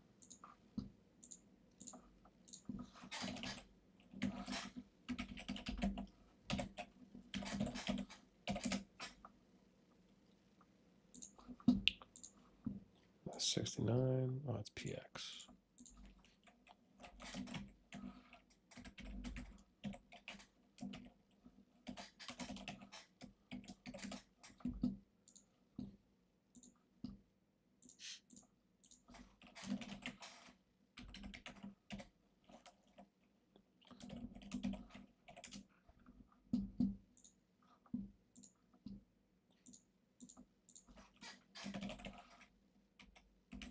Ooh, somebody migrated to 73. Yo, Tuller, Ken, what's up, man? Thank you guys so much for the subs. Appreciate. Means a lot, means a lot.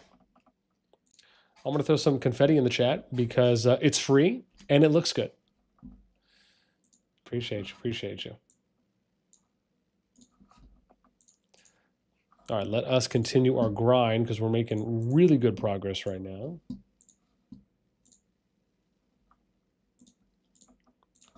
So 4 is normal. 8. Yeah, excuse me. And for those of you wondering, again, I will do a separate video on this as well, kind of showing everything off. This is just more of our grindy session that we're putting together, but I'll definitely show everything off in kind of an easy to find way.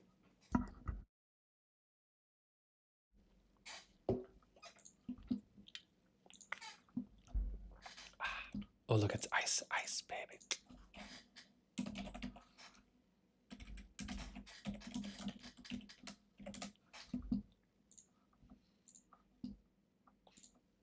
Oh, this is MFD. So I'm talking about, man, how can you be 3,112 points inactive? Just like, I feel like at that point, man, you just need to be crowded. Like just label them appropriately. That's all. That's all we're saying. Like we don't need to make it super complicated at this point. Oh my gosh, kills me every time. Ooh, it's Riven. 79. Yo, Stan the man coming in with the 5 gifted. Thank you so much. Dude, I'm gonna throw some hearts in there for you, man. Appreciate that, Stan. That means a lot. Man, who got lucky? Dude, Tenzi, Creel, Dimes, the dude, Austin, all got gifted. Stan's a giver, man. He's a lover. He's a lover and a giver. Yeah. Lover and a giver, this guy. My man. Then he comes in with the 690 dono. Thank you. Thank you, Stan.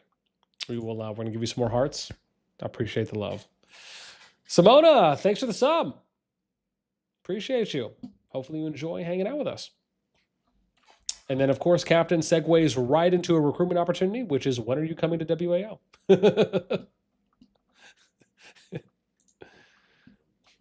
Yeah.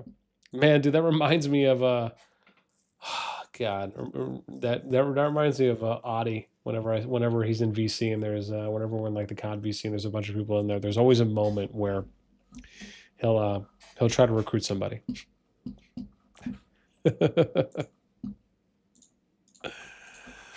All right, let's continue the grind. We're about a third or so of the way done.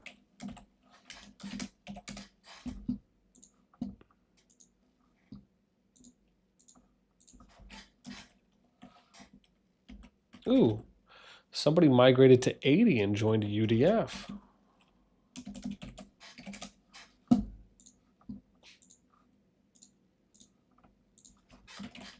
Hey, you guys get to see all my behind the scenes grind work. So much fun.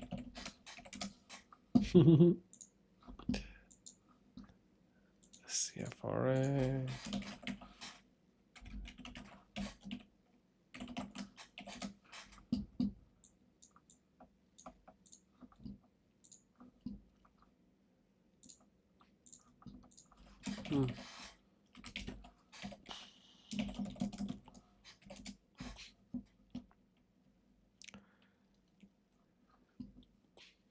You can be our builder. Jeez. When did live chat become a recruiting RSS feed?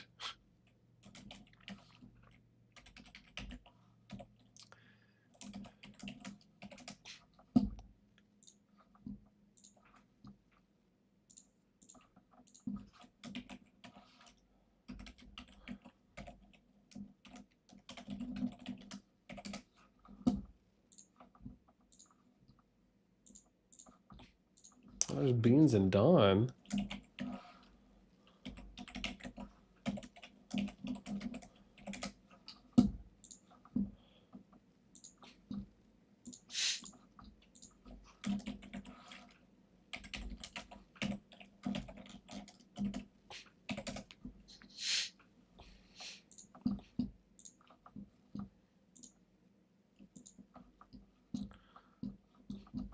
Oh shit, who's here? That's normal. Damn.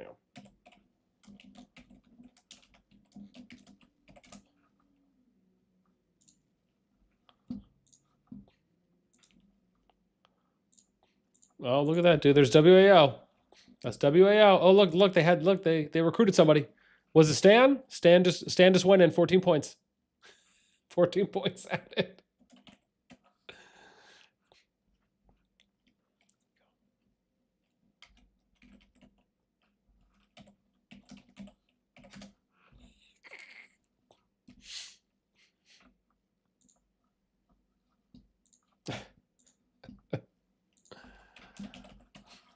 Here's a nice prime one, dude. Look, that's another rebuild possibility there in 93. Very nice, very nice. Yeah, we've been finding some good kingdoms here so far.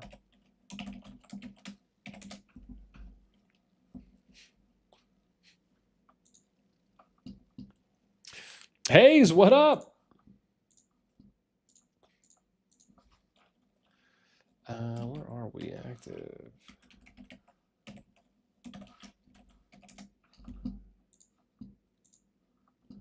Oh, it's OAH. I remember seeing them.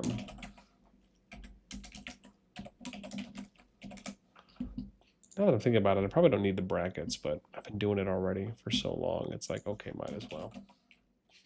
Ooh, look at that, dude. 97, another little prime rebuild possibility.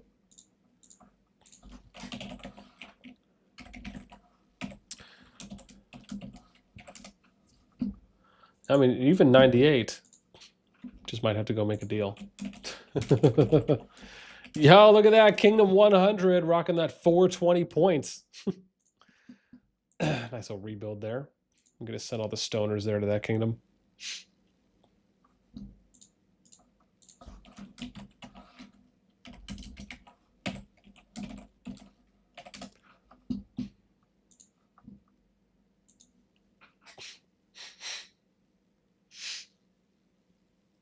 Oh, yeah.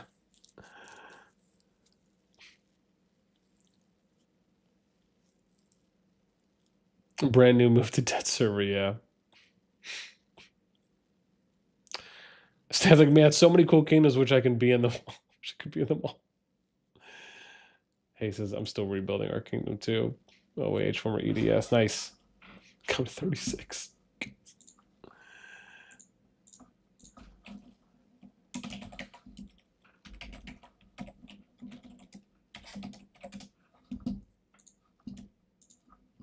Ooh. Ooh, look at this, man. 106 is nice too. 284 points, no king. Not bad, not bad.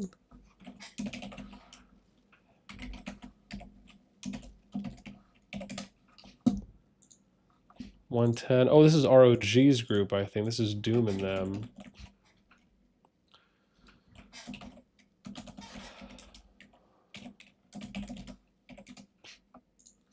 Yeah, they're full though.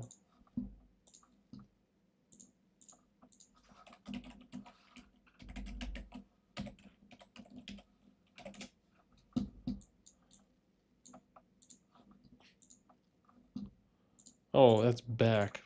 I thought they were VAC. Unless they just rotate and switch.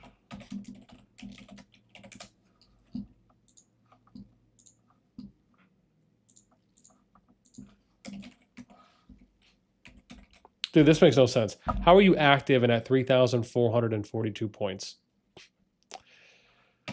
Oh my gosh, just what? I mean, what are we even saying? Like, just classified them crowded. What? I don't get it. I mean, unless the threshold they've changed is maybe 3,500 points, but still, you're killing me at that point, Smalls. My gosh, man. Oops. Oh, look, GPX. Used to be a great anime series called GPX, which was about robots basically roller skating on this ginormous track and fighting. Used to be on Toonami, I think, on Adult Swim back in the day. It's a good show. It's a good show. It's good anime. For any of the OGs out there who may remember. And if not, that's okay. Let's see. Oh, look, man. A few people went to 119. Ooh, is that L? Oh, it is. It is. Okay. Yeah, that makes sense. LNW.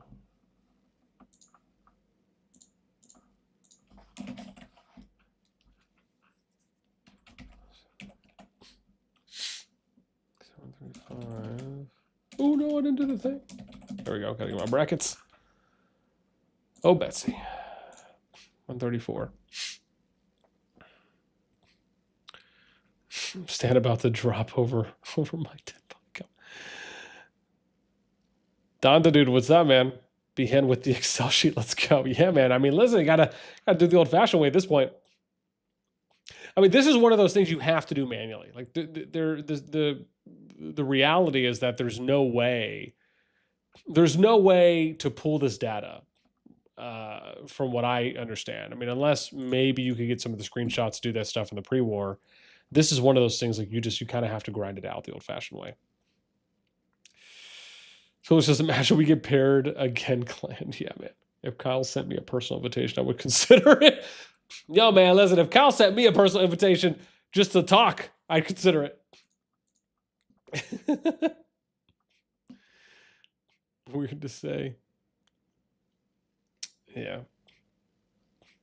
Future GPX Cyber Formula. Yeah, good anime, absolutely. You Stances? Oh, Staycoff says you work harder than Yami. That can't be healthy. Old one being as a boomer.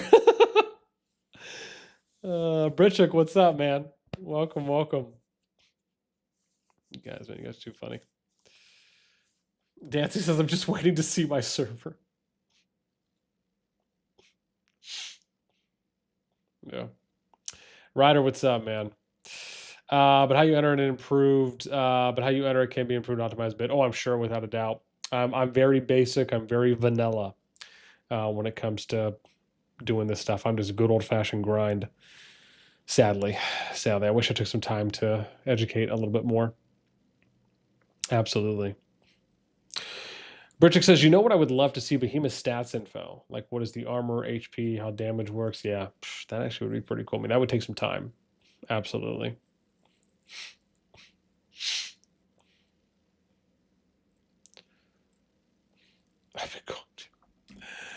All right, we're on 134. Let's keep it pushing.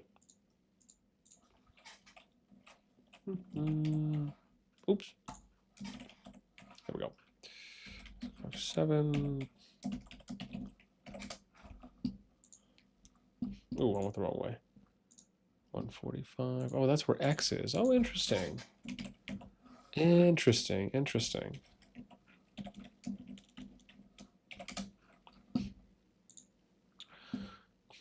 134. 134 is dead at 1657 points?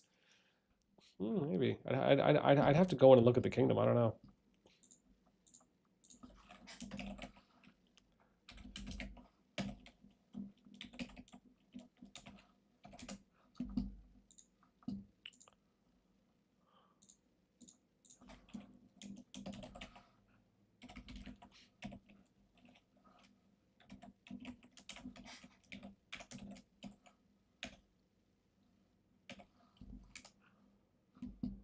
No.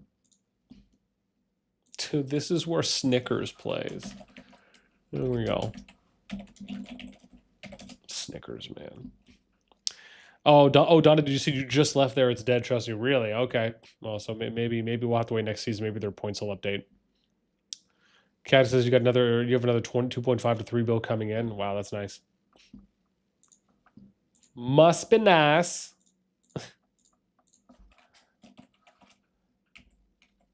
I mean, look at this, dude. You're active and you're at 3,481 points. Again, I don't understand it.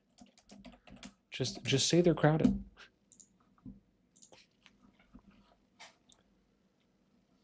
Kills me.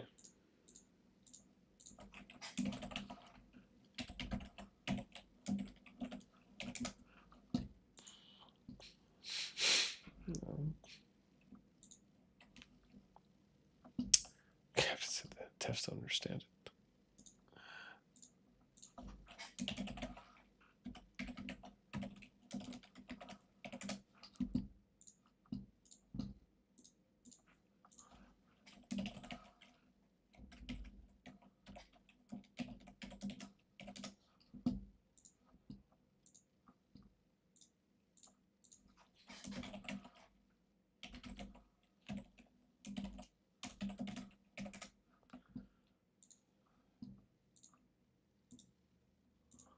Oh, that's where DY's play. I think it was them and MBH, I believe.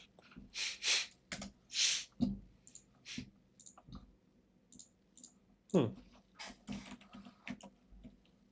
look at that, man. So some people migrated to 164.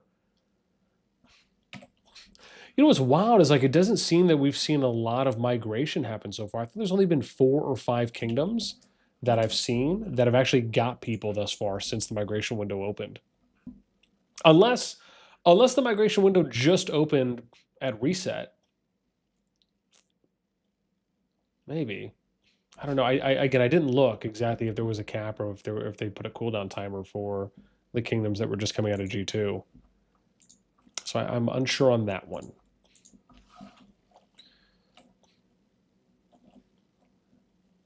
But I mean, there just hasn't been a lot thus far.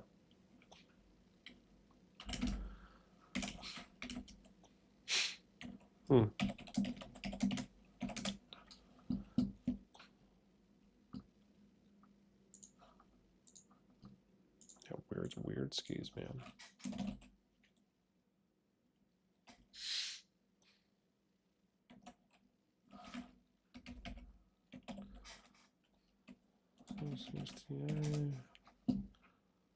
Look at that, 167. Nice. Bridget says, I've tried to request the problem that I've witnessed, and it's the buff they added to Unyielding Rush when the legions cannot be intercepted by any legion, even infantry while rushing. I mean, I imagine someone will get back to you, though, if you've provided all the appropriate information, details, and or data if needed.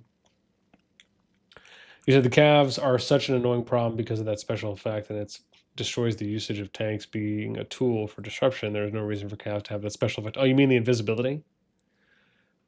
Hay says some of SSG are at 174 now. Oh, interesting. Stan, why matchmaking looking so weird? Only 5 signups for each scenario. Really? Let me see real quick. Where we're let me do this. Hang on. Let's see if I can. Let's see.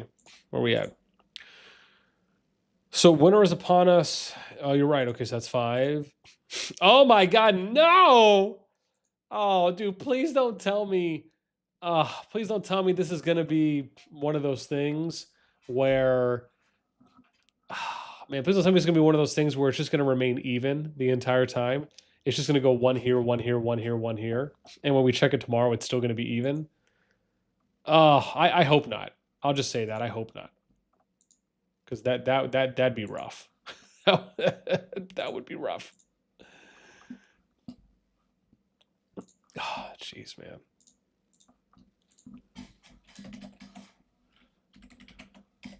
Ooh, triple. Oh, wow, that's empty. Wow. A decent size, too.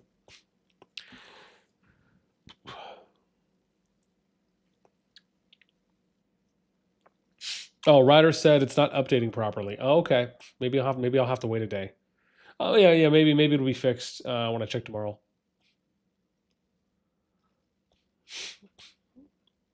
Axaturio, what's up? I think Kings haven't signed up yet because they're waiting for the majority. Probably. I mean, I have been hearing that people are a little bit more cautious, but at the same time, I feel like that speaks to the effect of what a colossal missed opportunity this was by the devs. to not include Rise of the Dragon, because I can tell you right now, if Rise of the Dragon was still in, the majority, if not everyone, would just auto sign up for that. I have no doubt in my mind. I think Rise of the Dragon performed really well. People really enjoyed it, especially if you're comparing it to the two other scenarios. So I would very much feel like people would register for that potentially over the other ones. I mean, that's a good point too. Dragonfall could have been included as well, to what Clan was saying. I mean, I guess that is a good point. Yeah, I wasn't even thinking about that. Actually, I wonder if people might consider signing up for Dragonfall over Rise of the Dragon then in that case. Because I did like the Dragonfall season. Yeah.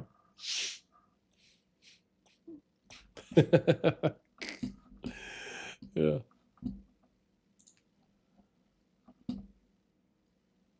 Was that 160? Yeah, 160. Okay, there we go.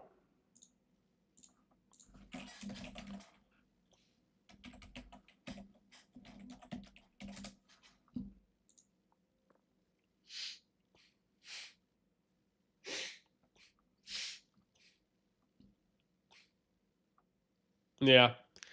Yeah, no, Edward. Like I said, man, I can only imagine the Invis Cav. I think this season will probably really get a good test on, how potentially OP it is, or, if people are going to figure out, some counters to it. I'm going to be excited to see it play out, though, without a doubt. Like I'm actually pretty hyped just to see it get used. I was hoping everyone goes for Strife.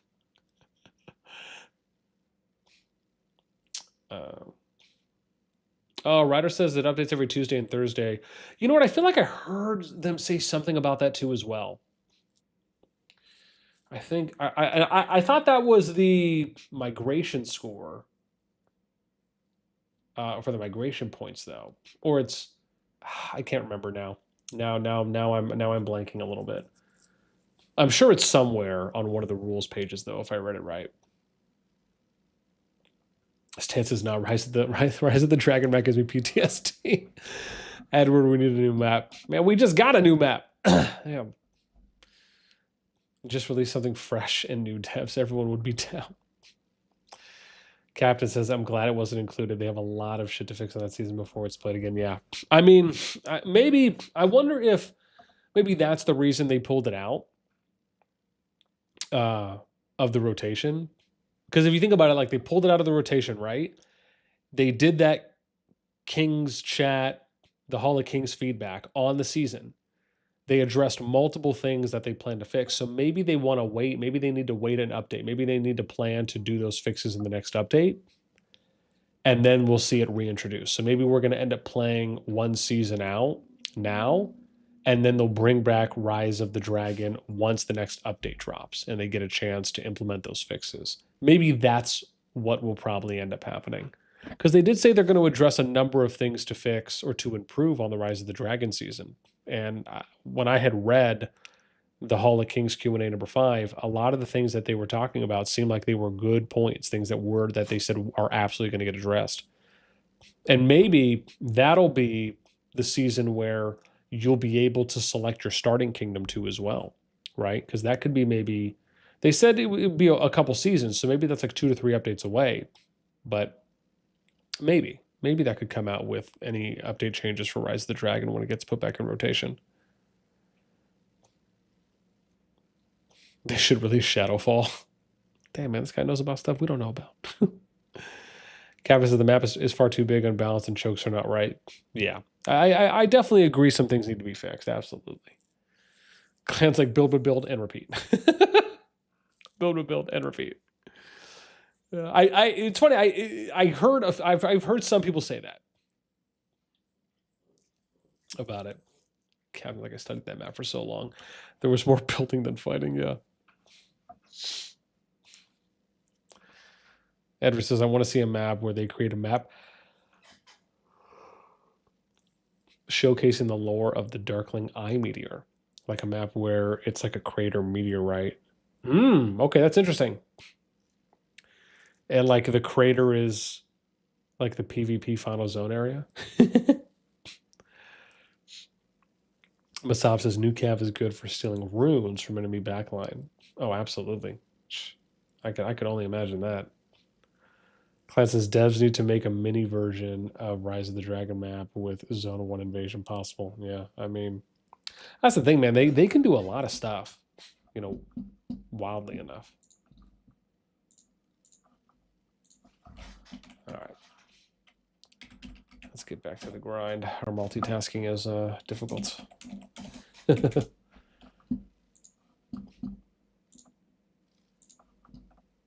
Oops.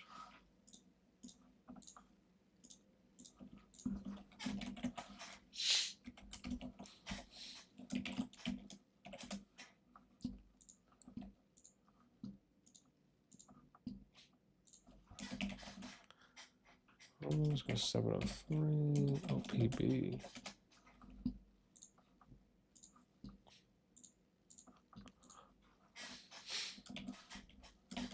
Oh, whoa, oopsies. Normal 636.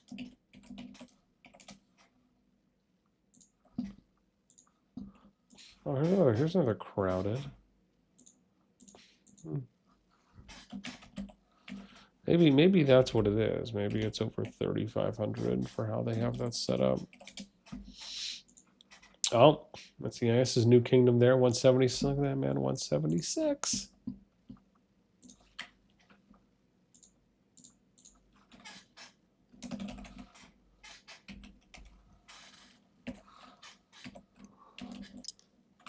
Oops.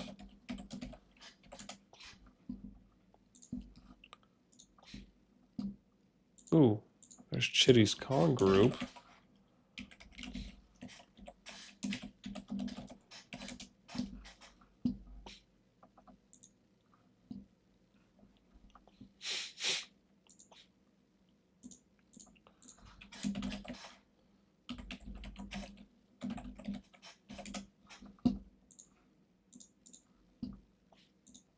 That's A2G Vital. Oh, they had someone come over.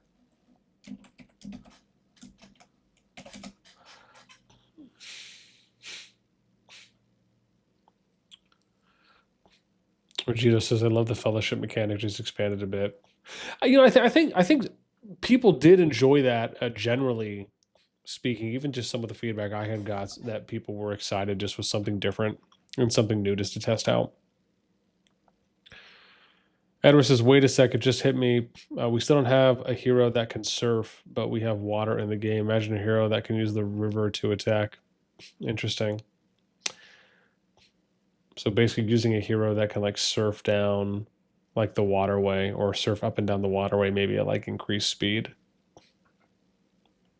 Interesting. Interesting.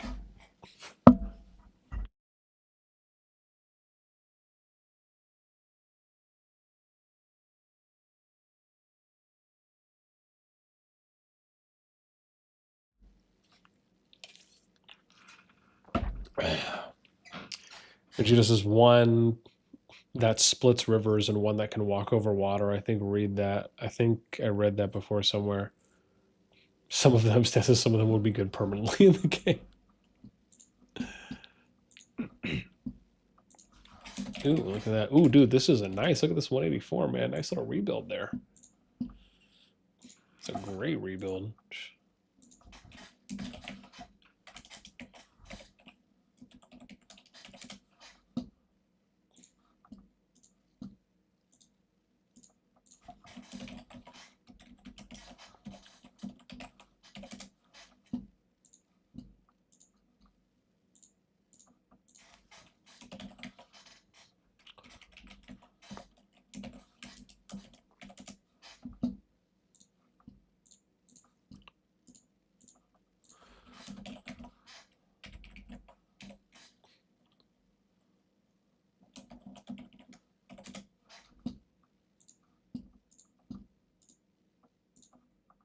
Oh, no. Look at that, 192, man. Another little nice rebuild there.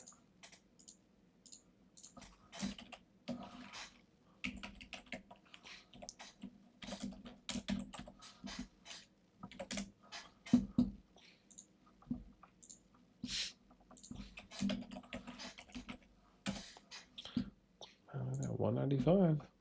Jeez.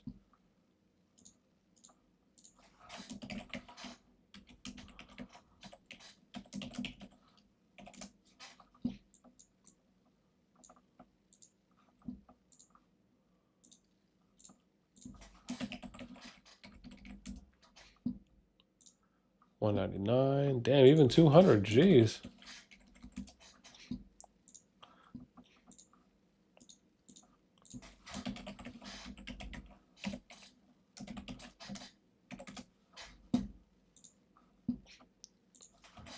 Damn.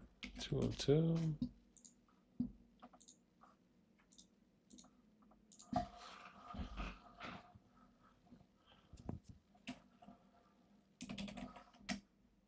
Oops. Oh, we don't want to do all that.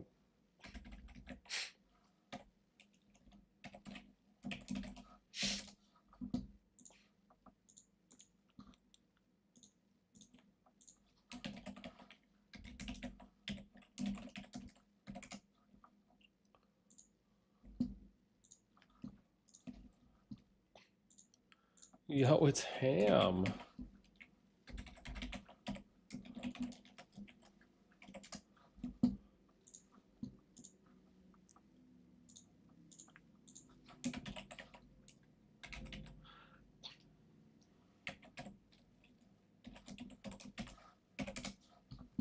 And even 208.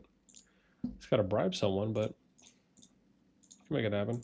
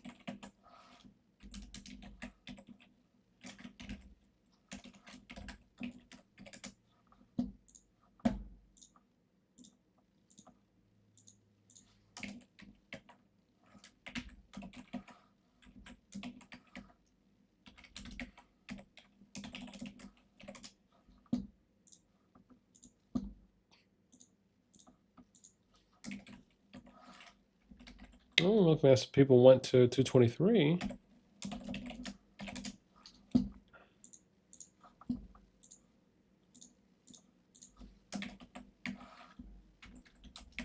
Somebody went to 225.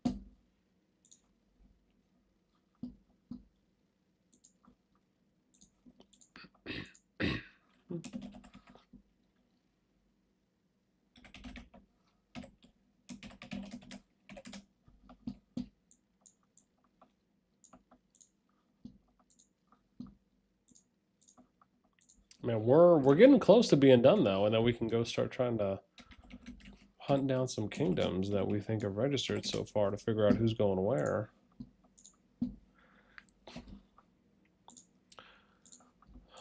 Active home. W. Stan, you could have just posted, man. But regardless, thank you.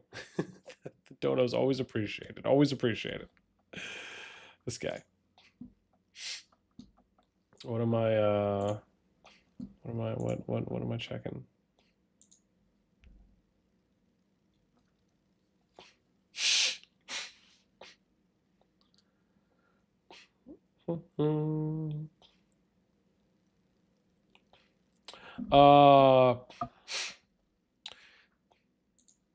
Yeah, no, I can.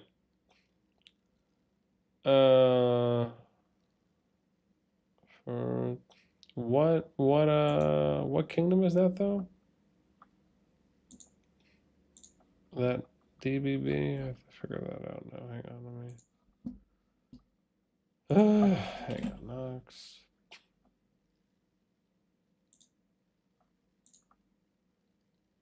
Oh, 81. Okay.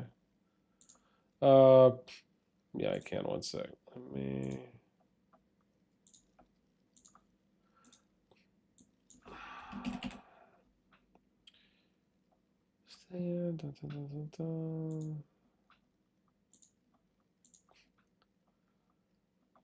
Okay. Yeah, you're added. You're added, Stan. Not too many people have chatted in there lately. There's only been maybe a few, maybe less than a handful of posts. So, because everyone's there is up to date, but you'd be surprised how. That's the thing. You'd be surprised, man. Like, you know, what's funny is like you have a place for all these kings and queens to talk in, right? And I've had this space for them since the game started, but you know, rarely does anyone really talk in there. I think they probably use the KG list that I have probably more than they do the talking. So, yeah. Which is weird because you know it's again you know like I said it's been a resource for people to use since the beginning. But you know maybe they just DM each other.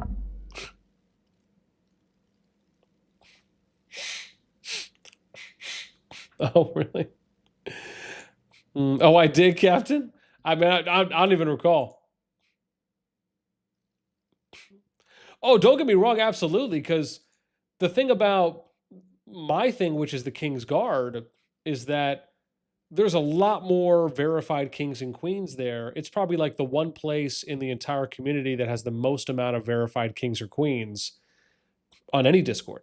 Because the thing about the official COD Discord is that theirs is mainly just for stronger kingdoms, right? I think someone once said it was. What was it? What was it? I can't even recall now. What I was gonna say?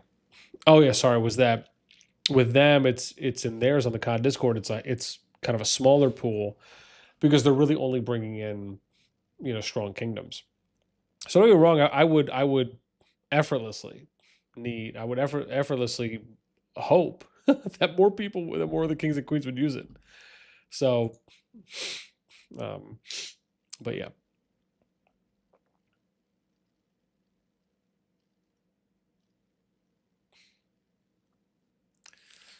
Content, you got an idea for me? So many kings have to worry about data compilation, tracking, etc. Why not offer a service to do data tracking for our kingdoms? What do you mean by data tracking? I mean, Fuzzy does some of that stuff with what Fuzzy pulls for using the data bot. But do you mean something else? If so, you have to tell me what you mean by that.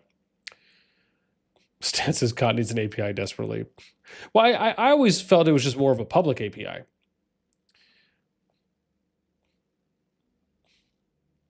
Yeah. COD, Captain, you said this goes in diplomacy. Huh. I don't even know if I even have a diplomacy channel. I can't recall exactly what I might have been referring to. Just if it was a while ago. So yeah, I'll just say I'm with you on that one. Yami says, yeah, it's over 10 bill, 12 bill power. I can't get the roll on there because 256 RP went to 6 bill. Gotcha. Yeah. Captain says, yeah, I mean, like a king says, I want you to track this via our expectations and you pull for us, provide analysis. We ask for Diplo, etc. Do you mean for your KvK? Is that what you mean? Like as far as like if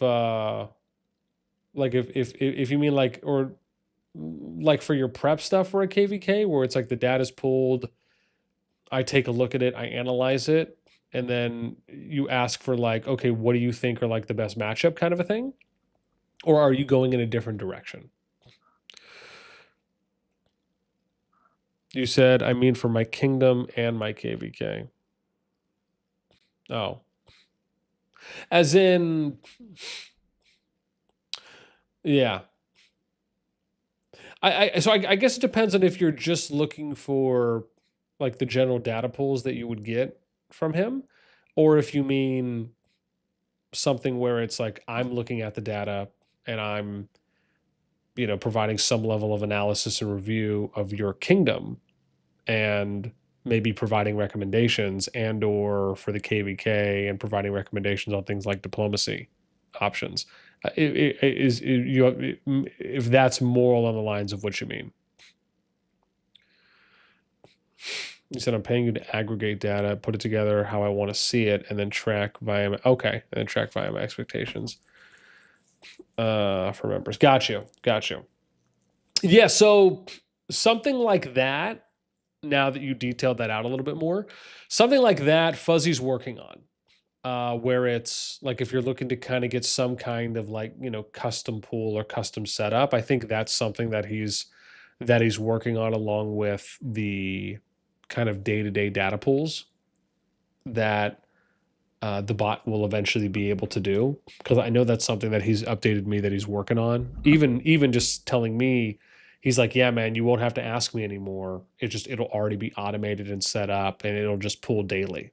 So that's something that I know he's told me about, and I talked to him a couple days ago about that as well, and he had let me know that it's kind of it's on his short list, like his top priority list right now of a couple things, and that's one of them, which is to get it to a point where the bot is just dishing out daily pools, and then I can just access whatever the latest day is, right?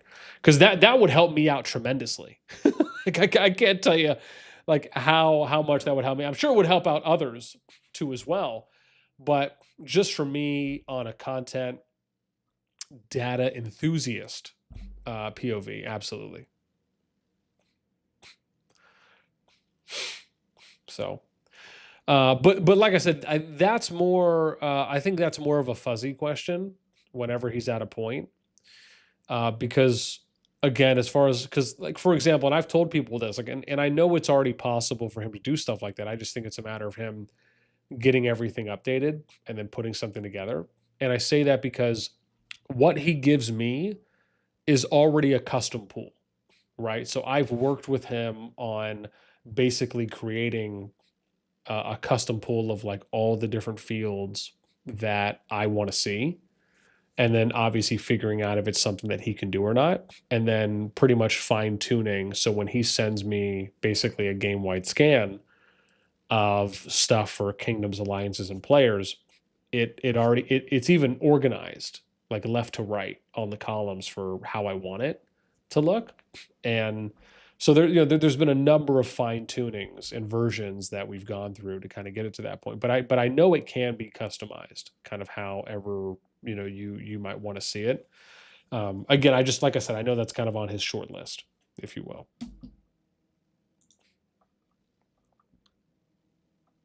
Yeah.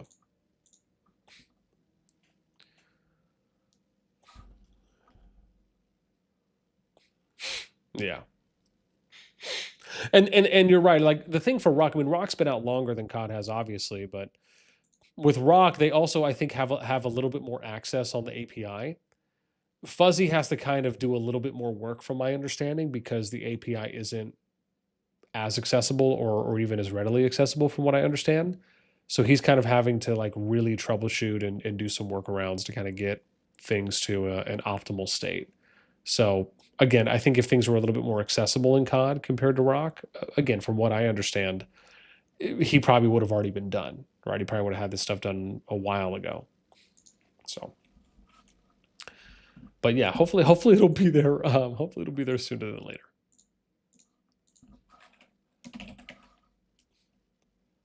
right. Oops. What did I do? All right, I did. Nice.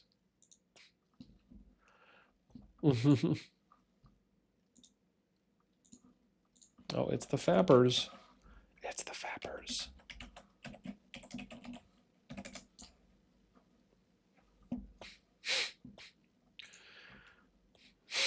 Yeah.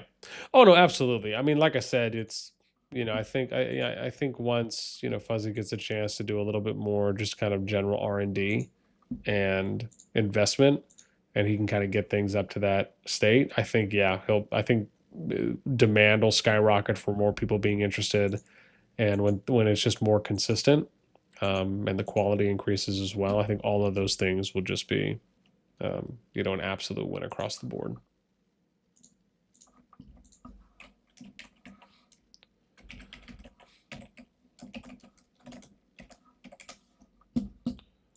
Yeah.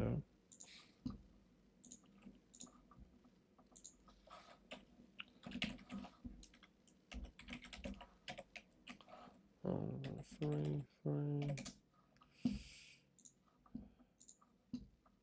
Oh wow. 5.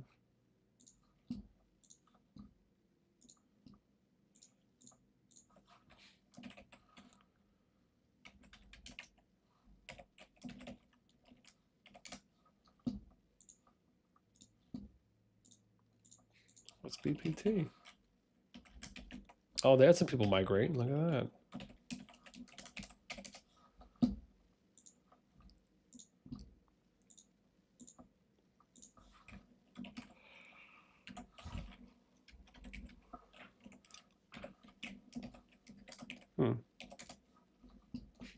Yami says 243 is registering for SOS 2. Is that Calling of Courage?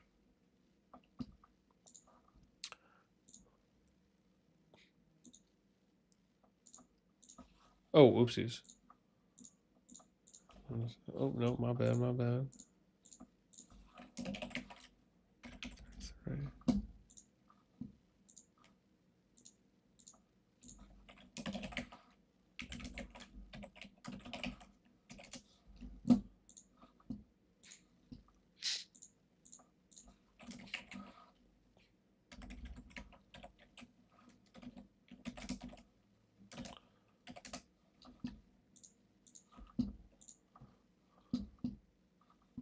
Oh, yo, there's Yami. There's Yami. I see you.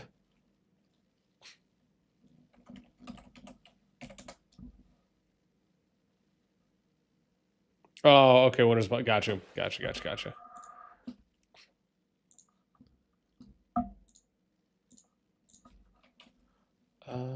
Oops. Where am I going?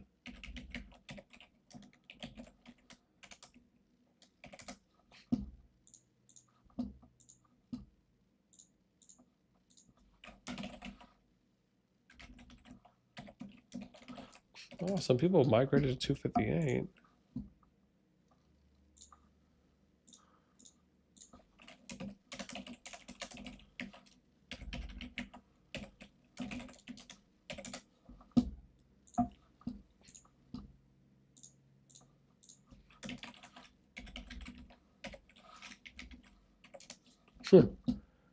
King 262 names are Alliance 262.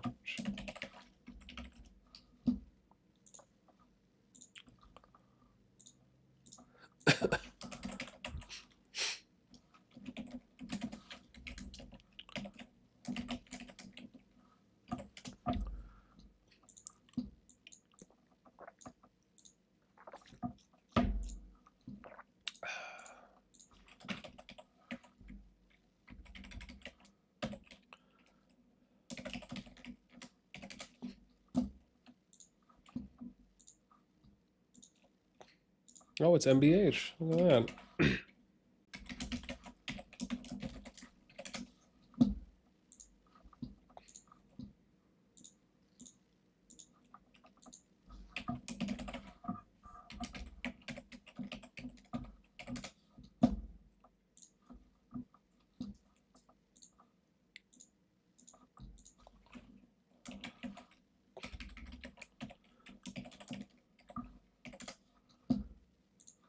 Oh, 283 is full.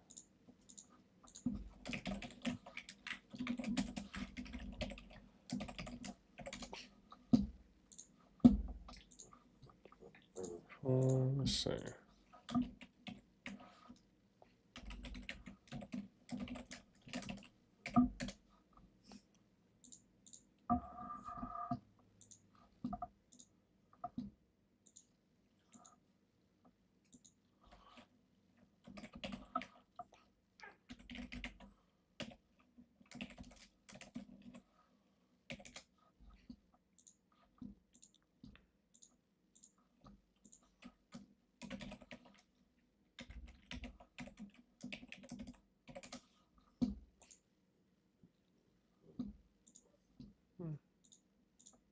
Okay.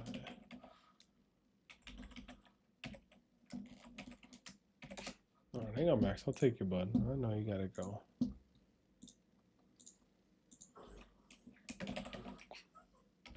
All right. Let me just go take the little guy. I just let him out of the back real quick so he can go. BRB. Oh my gosh, Betsy. Come on.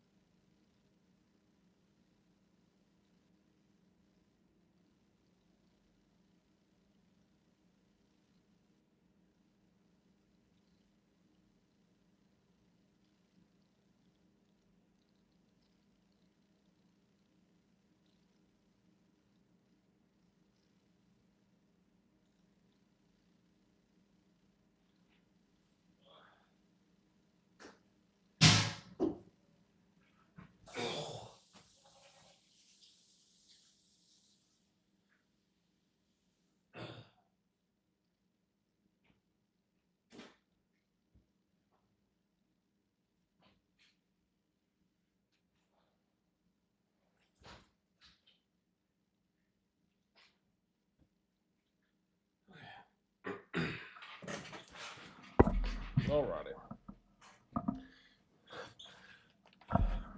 We're back. We back. Like a Cadillac. All right. What was that? 292? What are we on? 293? No? Oops, no. Yeah, so 292. Good. Ooh, somebody migrated there.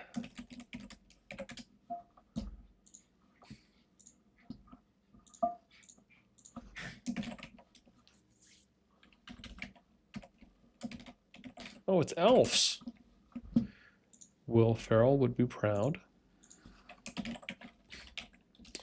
Ooh, 294. Nice little rebuild opportunity. Oh my gosh, 227. Jeez. That seems like a really good opportunity there. Just gotta do a little negotiation.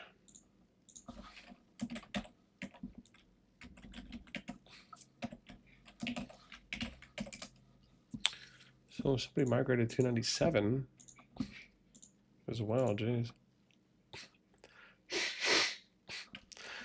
Oh my gosh, Chip, Masab, is that legit? Solo leveling season 3 delayed to 2028. Oh my gosh. Rough life, man. It's time to go cry and eat some ice cream or something. Who knows? Drown away our sorrows. Ugh. If that's true, that is a level of depression that's just not right. To put that out there in the universe like that. It's okay, I'll cry later.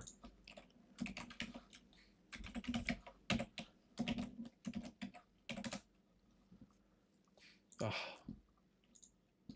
that's rough, man. That's rough to hear. Yeah, 303, another little rebuilder.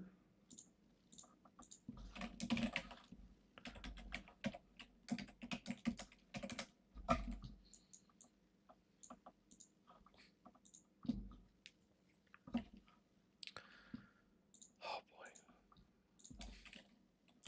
It's a hard pill to swallow, man. Hard pill to swallow on that one.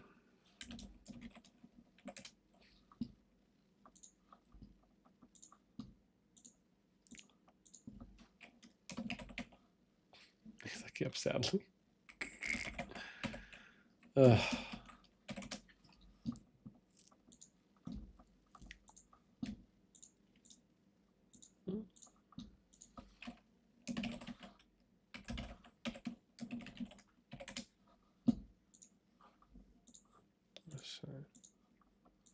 Oh, 314. That's YY's group.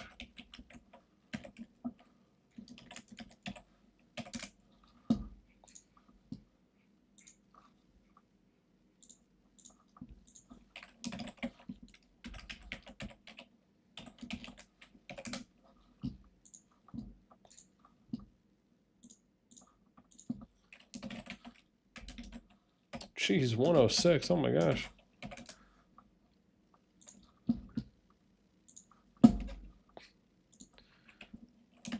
Oops.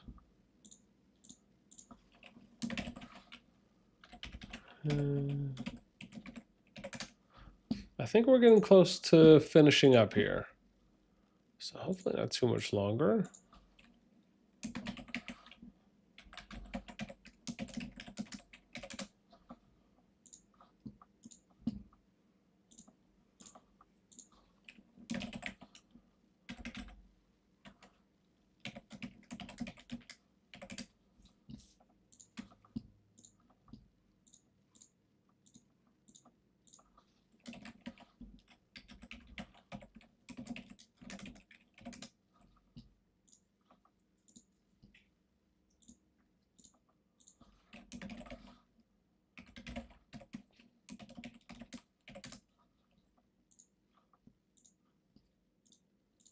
We got some good pace now.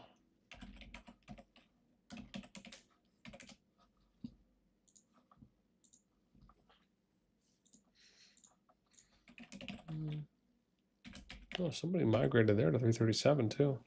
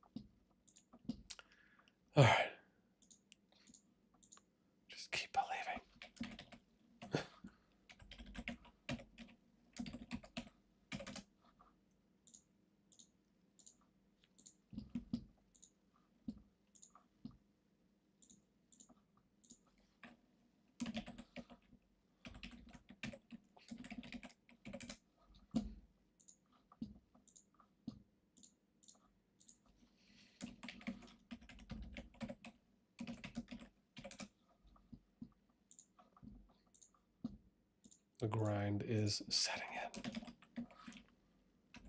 Ooh, somebody migrated to this kingdom. Could that be an indicator?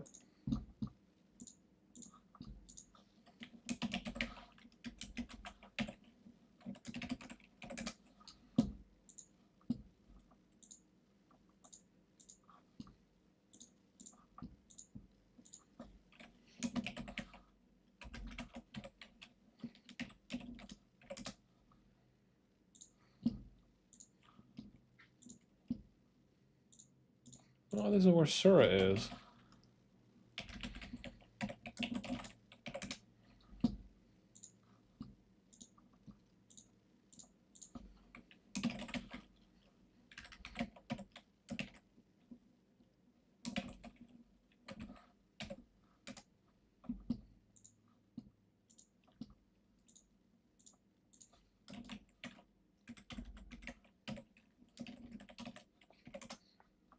Somebody migrated to 384.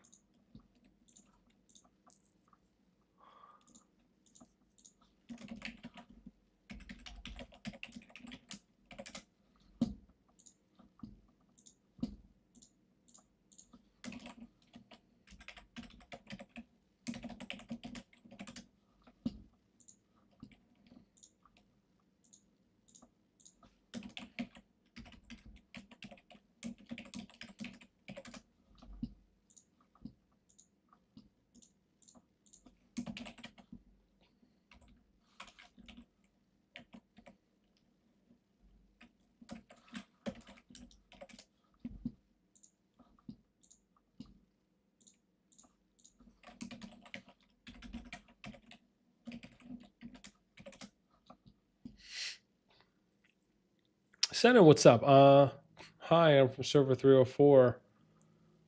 I'm a Russian speaker, so I don't speak English. So I wanted to ask if the stream recording will remain on this channel. It will. It will. And I'll do a separate video as well tomorrow, Senan, hopefully at the earliest.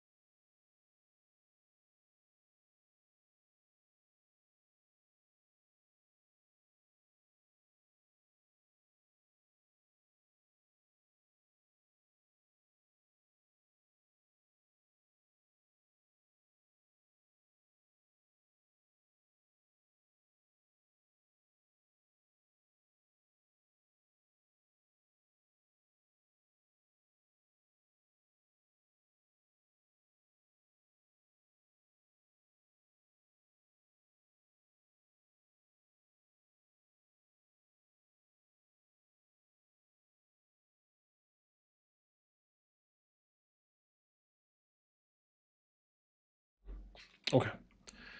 I'm back. Had the Madre calling us.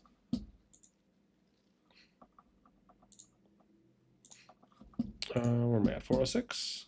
I'll tell you, we got to be pretty close to being done on this one. Yeah, said no worries. You're more than welcome. More than welcome. Oh my gosh! Wow, this is like the lowest I've seen. Look at this, dude. This is probably the best looking rebuild kingdom I've seen so far. Jeez. Even though there's a king there, you're only at 6 and only at 6 points. Wild. Talk about a golden goose. Jeez, even this one, 75. It's not bad either.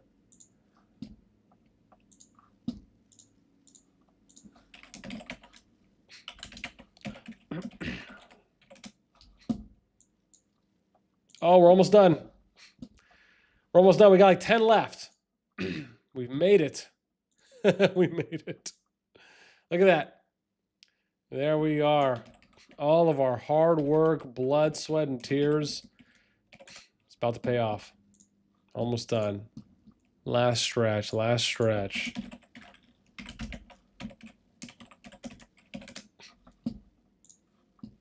Yeah, this will help us out tremendously. Jeez, 48 points on this one? Gosh, talk about another prime rebuild. My gosh. Excuse me.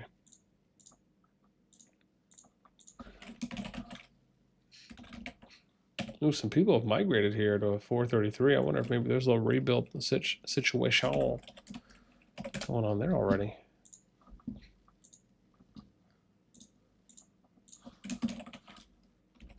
Wow, this is prime too. Thankfully it autosaves. So I should be okay there with sub, but thanks. Definitely not a bad note. Slash mention.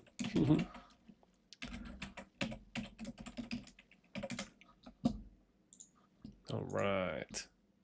We are looking good. We're looking good right now.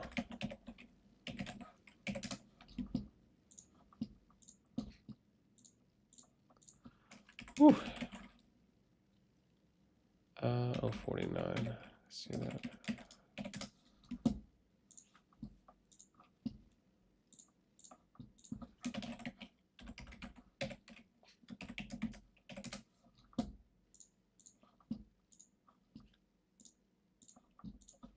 Sweet. All right, last one.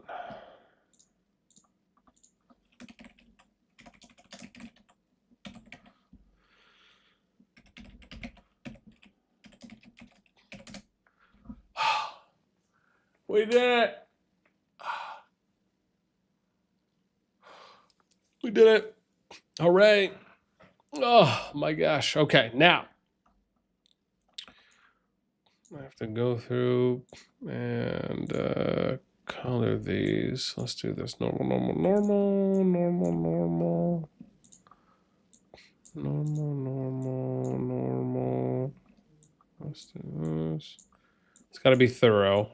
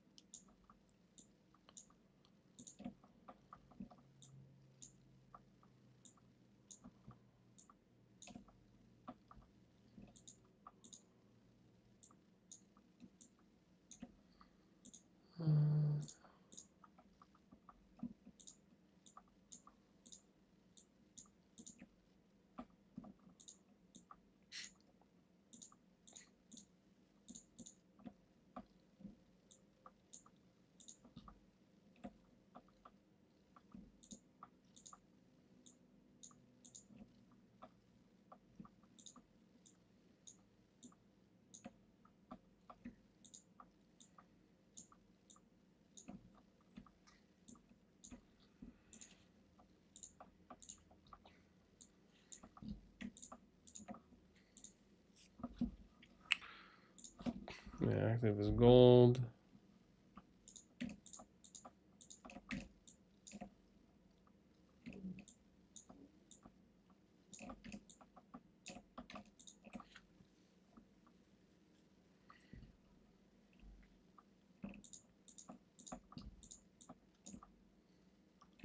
The thing is that normal is usually the most and active is second most. So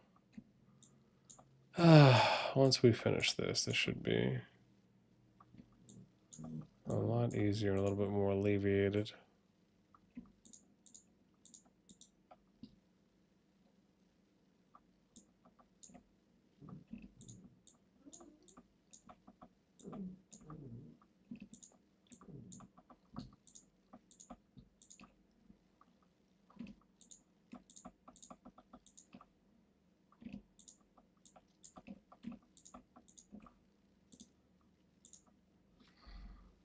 All right, there we go.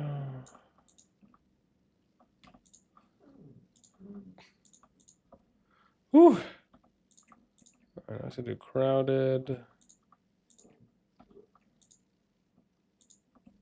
Oh, it shouldn't be that bad. We're going to do crowded orange.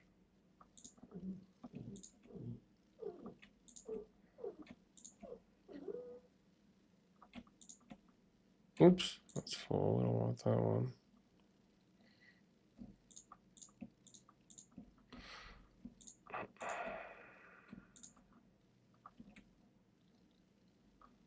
Okay, there we go. Actually, wasn't that many.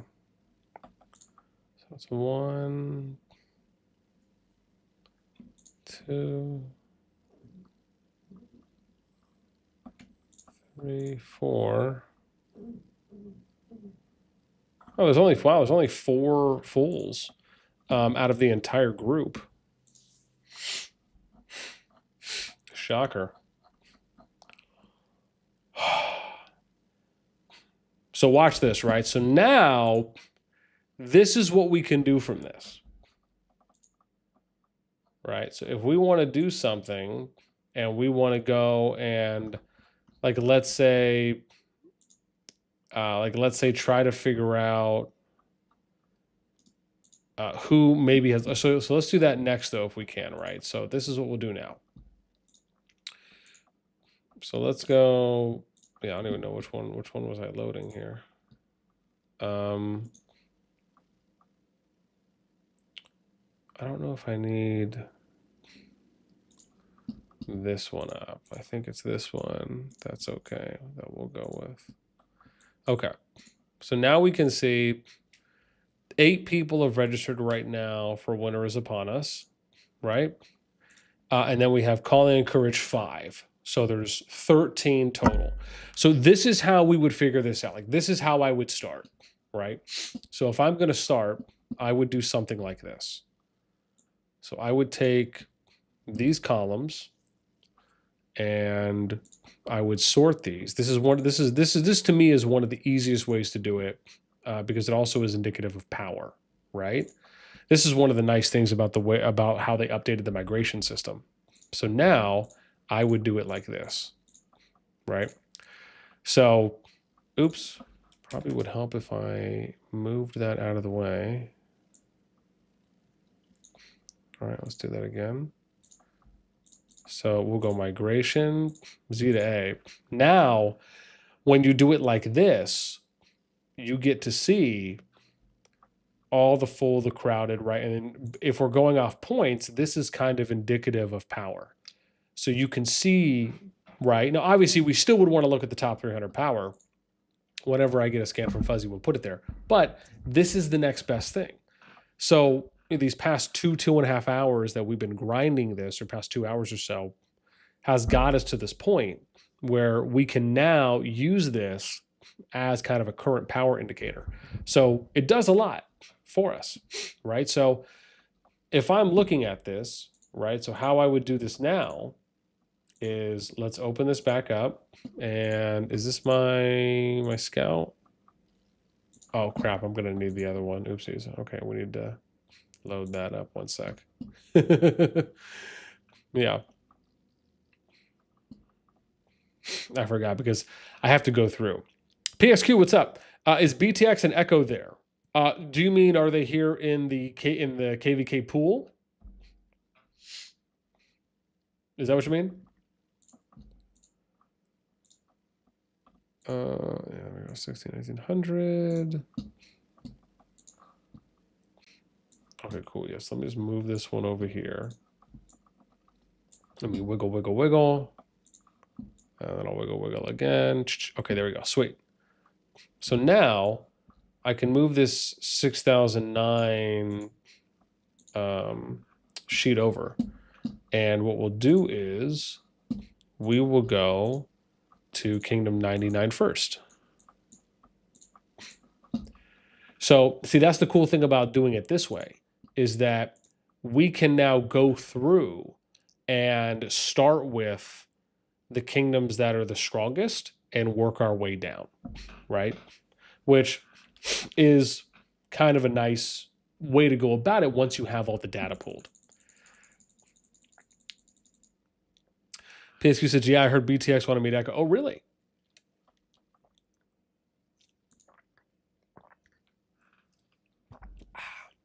Yeah, so we'll see. Again, I'm going to start marking down. Now that we have all the data pooled, now we get to do the fun stuff, which is let's go through and find which kingdoms have registered for what so far, right? There's at least 13 kingdoms that have registered at the moment.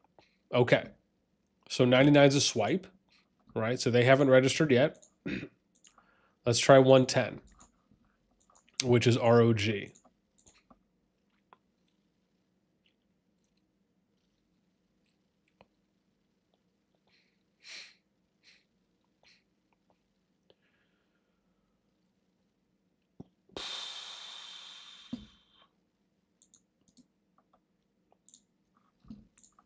Let's see where they're at. Ah, so look at that. Two of the full kingdoms have not registered yet. Okay, let's go to 266. This will be the third full status kingdom. We'll take a look here and see if they have.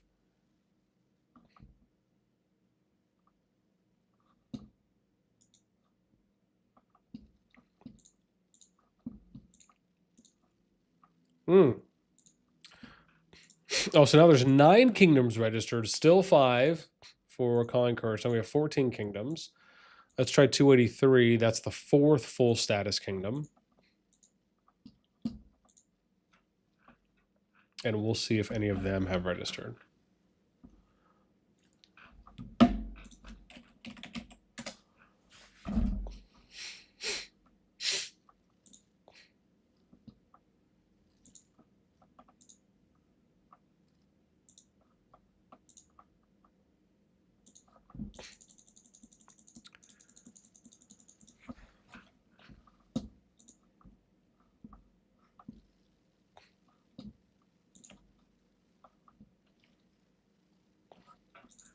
Oh, gotta go through all these starters.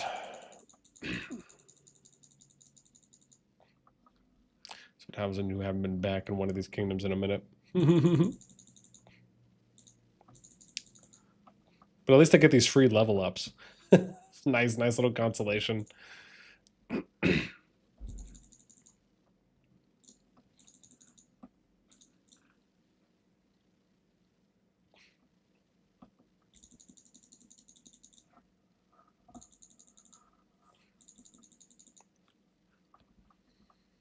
All right. So there we go. So let's check 30. That's NA's kingdom. So now we're out of the fulls and we're going into the top crowdeds.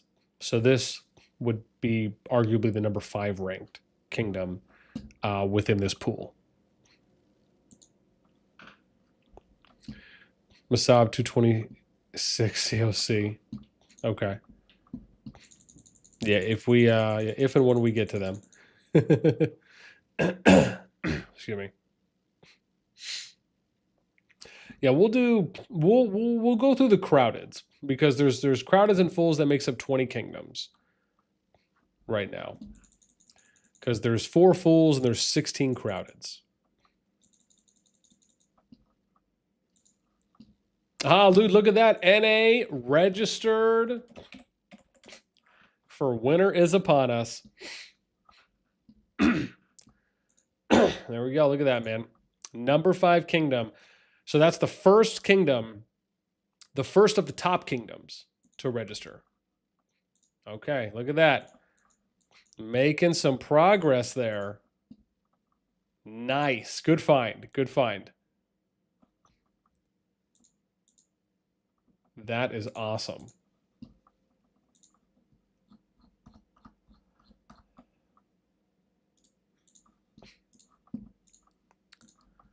Oops, let's see. This is 68. Okay. So they have not registered yet. Let's go 57.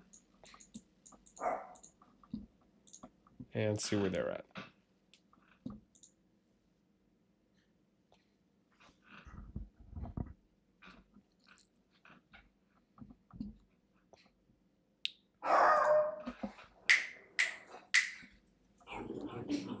Let's go. It's barking at the wind, man. Max, stop.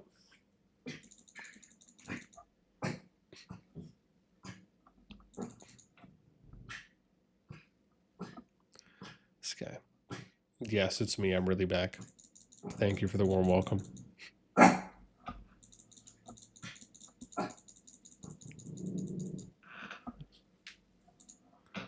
guy. All right, let's see if there's any action in 57. Once it level boosts me up all over the place.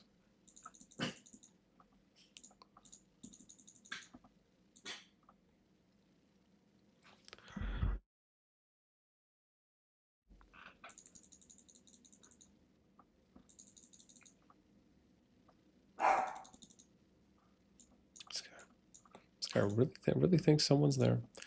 All right, nothing for 57. Let's check 60, which is Echo. Curious if they've made the leap yet.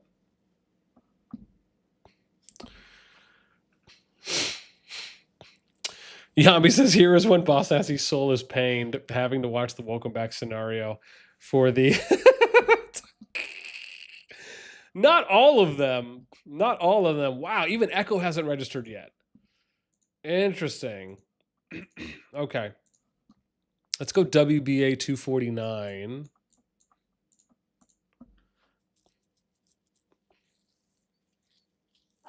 Yeah. So like I said, we're just going to do arguably the top 20 kingdoms right now. Just to see who has.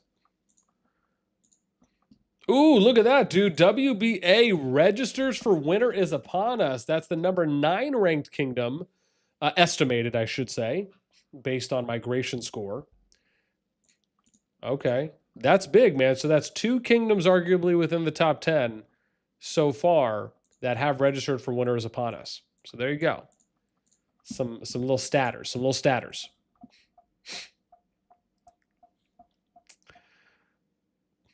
Kamote, what's up, man? If BTX want to meet Echo, they should have registered on a different scenario with other 2, so 2v2. Well, I mean, technically they are going to want to register on the same. It's just that BTX hasn't registered yet. Yeah. BDO hasn't registered yet either.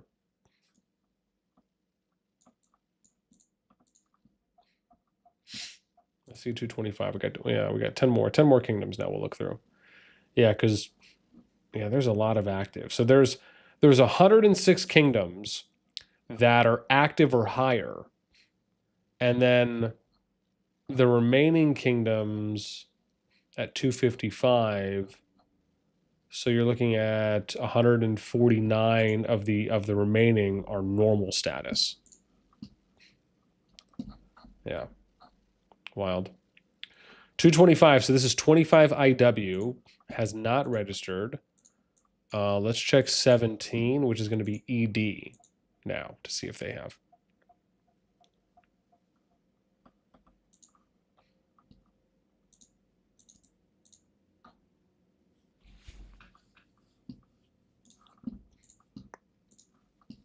Wow. So ED hasn't registered either. Let's go to 363. This is SSG. So, yeah, at the moment, only 2 kingdoms in the top 9 have registered. No, I guess we could argue 2 kingdoms in the top 12 have registered so far. But again, it's only been 2 hours, right? Let's see what the numbers look like 24 hours in. Wow, even SSG hasn't registered. Okay, what about EIS / what they're going by now, which is EIL? But we all know the truth. We all know the truth.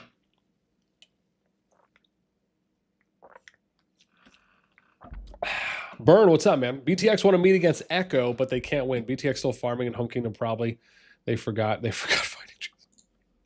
I mean, listen, man, BTX worked their way to this particular KvK pool. Wow, so even EIL.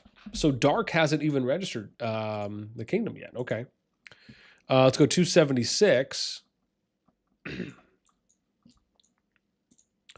So So 276 is going to be the number 15th ranked kingdom in this pool.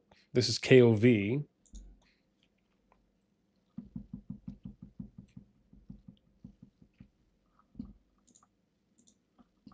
Wow, so they haven't registered either. Okay, we're going to go 345. We got 5 left now.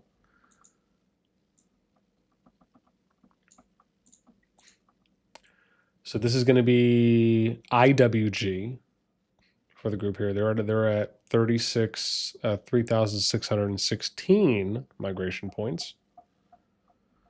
Let's see if they've registered. Nope. Wow. So 345 is not registered. Okay, we're going to go to 286. This will be the number 17th ranked kingdom, estimated, I should say. This is WGL. So we'll see if they have. What country is this? All right, let's check 286 here. Oh, damn it. We were on a roll. We were on a roll.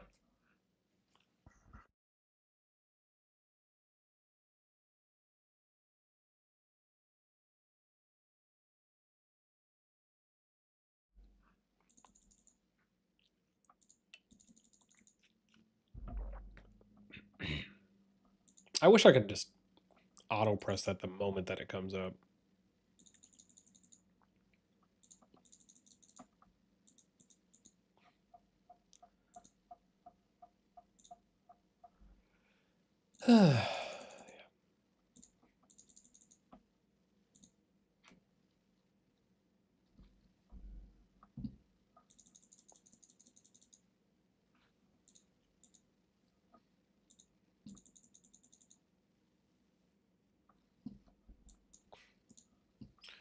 Okay, no registration from 286. How about 62? This will be the FG family. They're number 18 ranked, estimated.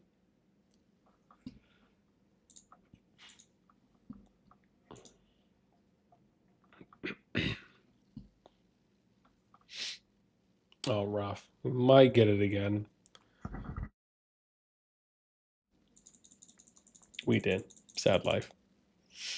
It's okay. We only got 3 more to go, though. Yeah. Sadly, there's just no getting around this. The only way to really get around it is I'd have to log into every single one of my accounts every like couple days. It's just, yeah, no, we're not doing it. We're not doing it. That's a little bit too much.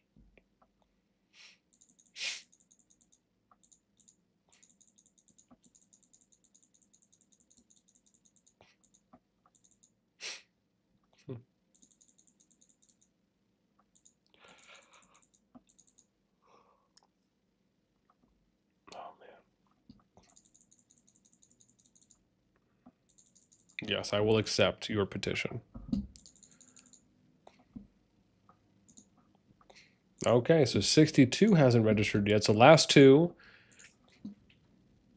we're going to look at. One is 193, and this is IR. They are the 19th ranked kingdom, estimated.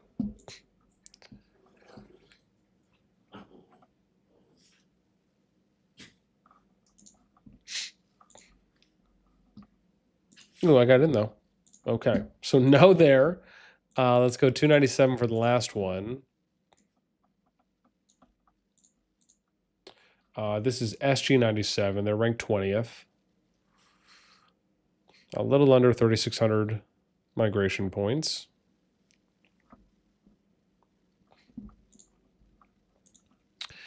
And they are not registered. Wow. Okay, so there you have it. So yeah, here, I'll show this for what we have on the top 20 so far. So this is it.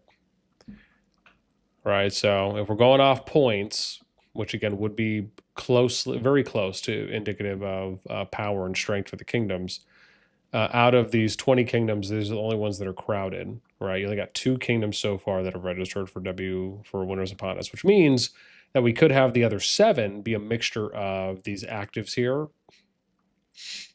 And look, you can see here, so now we get a clear indicator, right? Like normal is 0 to 1500, and then 1500 to 3500 is active, so it's like 2000 points, and then 3500 and above is crowded.